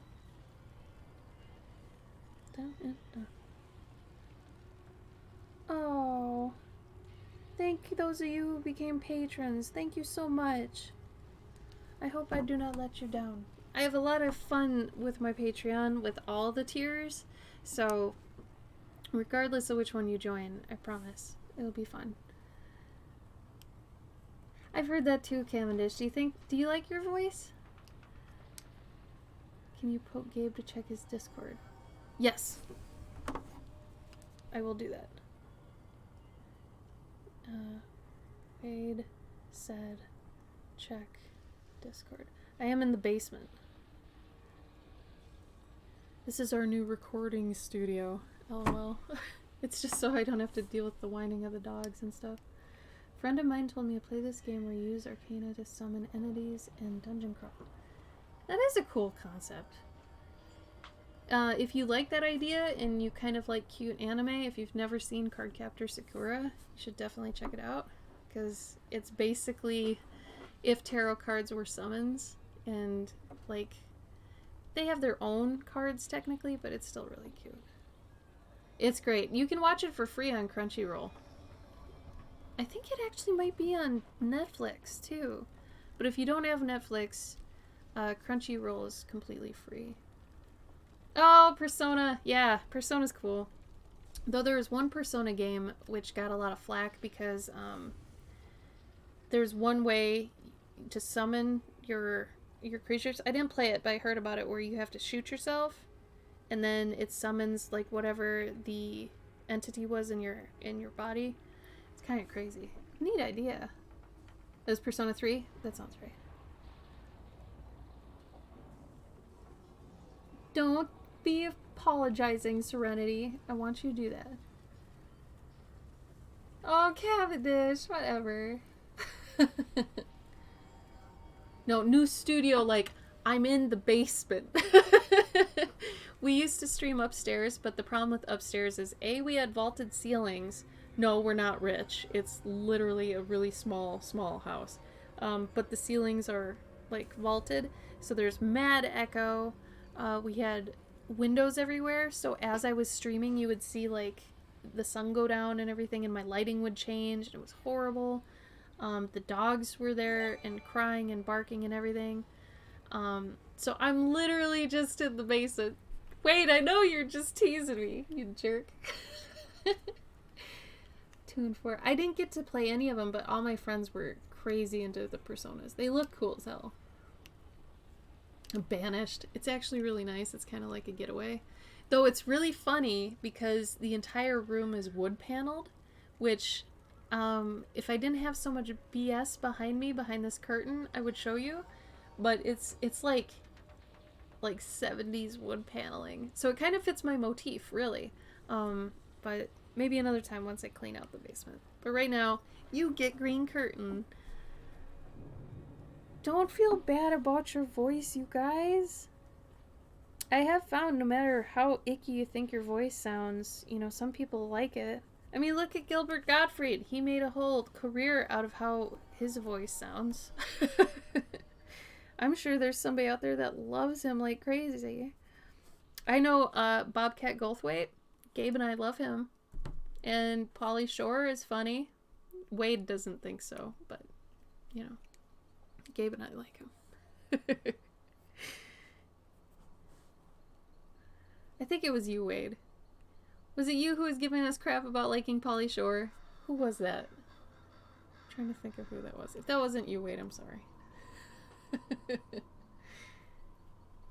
Yeah, the wood paneling was here before us, man.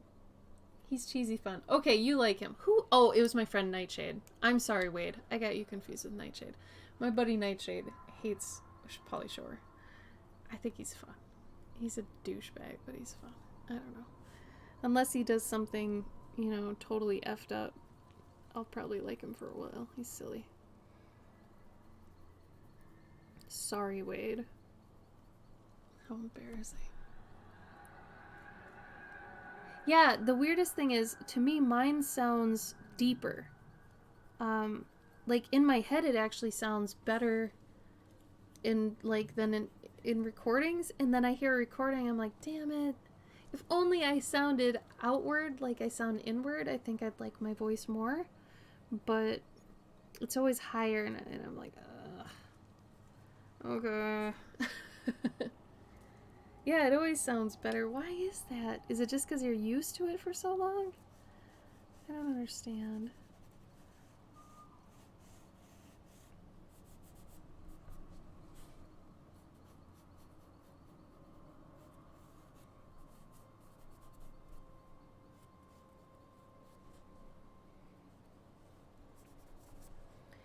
I can't decide if I want to do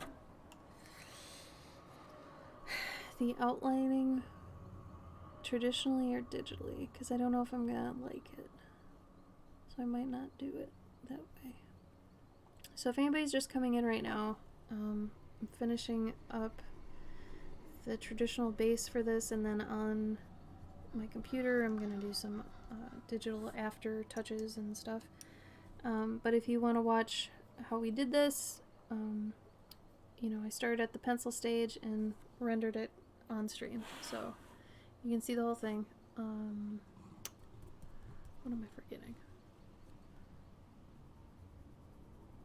I can't think of it. I just remember something I want to ask you at some point. Can I hit you up in Discord about it? Always. Yeah, feel free to hit me up anytime about anything. Yeah, my voice sounds like a smooth radio announcer played back. I'm like, who's that campy gay stereotype? Oh no, Cavendish. It's hard. So the weird thing about streaming is you get used to hearing the you that's not you, and then you're like, whatever, you know? So you, at least the more you do it, the more you get used to it. Doesn't make it, like, preferred, if I could still get myself to sound like I do in my head outwardly, I think that'd be cool. But I don't know. Who knows? Maybe then people wouldn't like it. Never know. You never know how things end up. This one is the High Priestess. I haven't done an official post with all of them yet. There's a couple work in progress though on my Instagram. I did the Fool first. The Fool was a moth over a candle. Then it was the Lovers? I think it was the Lovers next. Oh, I did the card backs too. I forgot I did the card backs. The card backs were pretty fun. They had a little bird family throughout the seasons. And then I had all the seasons on there, and then I had the sun and the moon. That's another Twitch one. If you can't find them on my Twitch channel in the past videos, if you go to my YouTube, you can look at all my Twitch streams back 4 years. Which I don't know if that's cool or terrible, but you could definitely watch like one I did last week and then go watch my first stream, which my UI is not this cool. I didn't even have a face cam. I didn't even have a mic. That's how afraid of talking on stream I used to be. So that might be interesting. I don't know. I used to have the chat in the video. I don't know why I thought that was a good idea. Anyway. Oh, Elvin Panther, thank you so much. And Toronto Wolf, thank you for the follow. Any and all of you who are doing the pledges on Patreon, thank you so much. Oh my gosh. Now, if you did just pledge during this stream, please make sure to look at the most recent Patreon post. It tells you how to get this pen for free. Because technically you just paid for it, right? So, I mean, you paid for that plus whatever tier you got on. So make sure to check that out. The main ones I have in the beginning are a $1 tier. That's just like a high five, like a thank you for doing what you do. Then the $3 one gets you monthly colorable calendar pages, device wallpapers, access to all the past ones, Discord stuff, work in progresses, any tutorials I do, coupons for my store, all that kind of digital stuff, right? And then the $5 and $8 tier are my Curious Collector tiers. Now those are for my Mythical Monthly Guardians, or Monthly Mythical Guardians. I always get my own confused. I'll show you what those look like.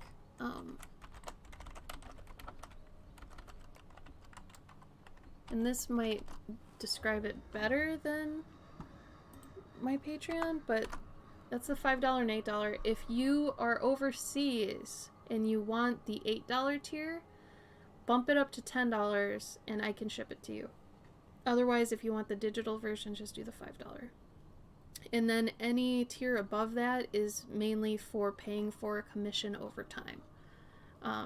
So if you end up wanting one of my Pet and Armor commissions, you can totally pay for it over time through my Patreon. It's basically like financing, which is really nice for everybody. No problem, Serenity. Whenever you feel like it. So hopefully next week I'll be doing the Hermit on stream. If I'm not, I might make some emojis for my Twitch channel, seeing as a bunch of you are now gifted a sub. Let's see, what else? Anybody have any last things they want to talk about? I'll try to do a post or two of the cards I've gotten done online in the next couple days. This song is scary. It's got like rattlesnakes and junk. I don't know why. Let's end it on a happy one. No, I don't want the Halfling Festival. I don't want that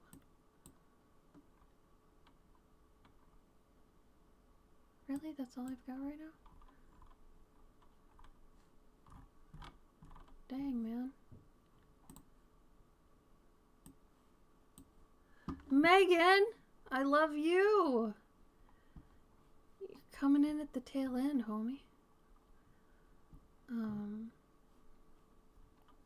so happy you're here, though. I love you, Megan. Megan is wonderful, everyone. Yeah, we'll do this. Yeah, I was thinking, originally I wanted to do a porcupine for the Hermit, because I feel very like the Hermit, and my favorite animal is a porcupine. But I might actually use porcupine for something else, seeing as I'm trying to line up the attributes of the animals kind of with what the card stands for. And I've got a book that's got all these attributes of every card. And an owl really seemed to fit the High Priestess after I read about it. But, so I'm thinking a turtle, just because it really does align with it. And I hate being a little bit trite, but I don't know, man, it fits. If the shoe fits, wear it, right? And then I was thinking the porcupine might be for strength, but I don't know. I still want to work in a porcupine. I'd like to work in a fox. I'm trying to work in a lot of North Woods animals, because I'm calling this tentatively the Whitewood Tarot. And then, like a beaver. Oh, I love beavers. They're amazing. Wonderful little creatures. And then, it'd be cool to work in a vole. I know I would get, like, that's a little obscure, but voles are really cool. I would love a woodchuck too, but I doubt I'll be able to fit that in. But for right now, I'm just focusing on one at a time whenever I get a couple hours. Because I only get maybe 3 hours a week to work on personal work. And I'd spend it streaming and doing these. So, I gotta choose it wisely, you know? Pass the mead, right? This is always a happy song. Oh, really? Oh, Megan. No, your arm hurts. No. Oh, what did you do? Oh, yo, I burned my hand last night on cocoa. Watch out. Don't do it. I splashed some like boiling almond milk on my hand, and it took like cold wraps and then Neosporin when I slept with a bunch of gauze around it. It sucked. I haven't been that stupid in a long time. What did you do, Megan? It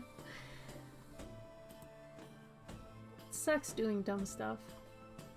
I hate being dumb. And those of you who did order the Wisewood pins, these will hopefully be going out Monday or Tuesday. So they're cute little pins. I love them. They're actually kind of beveled too. I didn't even like notice that when I bought them, but I tried to put little attributes that I feel they kind of encompass, you know?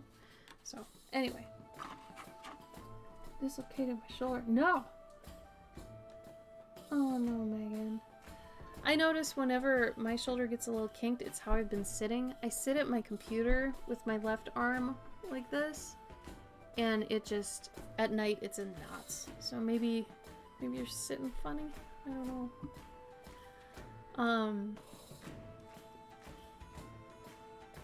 Oh yeah, platypus! Yeah. I remember you mentioning that last stream, Cavendish. I'm gonna write that down this time. I don't know if I did. Well, I mean, the platypus is in the Midwest, isn't it? Where do you find platypus? I could have sworn they're, like, in the North Woods of some kind. Or at least the Midwest, right? Maybe they're in the Northeast? Where are you, you bastard? Location. Australia! I was way off. Oh yeah, deer. Good one. Duh. I'm from Minnesota, and I can't even freaking think of that. A moose would actually be cool, too. So I'm gonna write these down. Just because I've got a spreadsheet with them, and I know it was a little bit rodent heavy before, so yeah. I'm surprised. I just never get any time to think about this. Even though it's like my personal time project, I've just... Woo! And next year, I'm hoping to kind of revamp my entire Patreon so it can be more centric to my story work. So, each one of my stories is kind of told in a different way. Like, one's a comic, one's kind of an illustrated, not a novel, but like an illustrated book. It's not as long as a novel, but either way, I wanted to like document doing those via my Patreon. So if anybody actually likes that process or whatever, that'll hopefully be next year. If I can get rid of a lot of my commissions I've got going on. Yeah, you're right, Serenity. They are only in Australia. I did not realize that. I don't know why I thought they were here. I think I've seen one in a zoo. Like in Minnesota, and I was like, oh yeah, plant bio. I don't know why I thought that.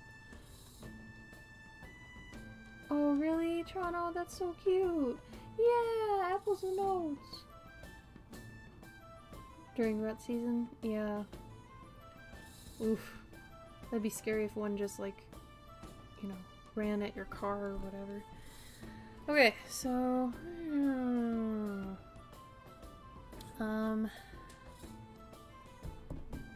I don't think I've got anything else. Yeah, check out store, Patreon.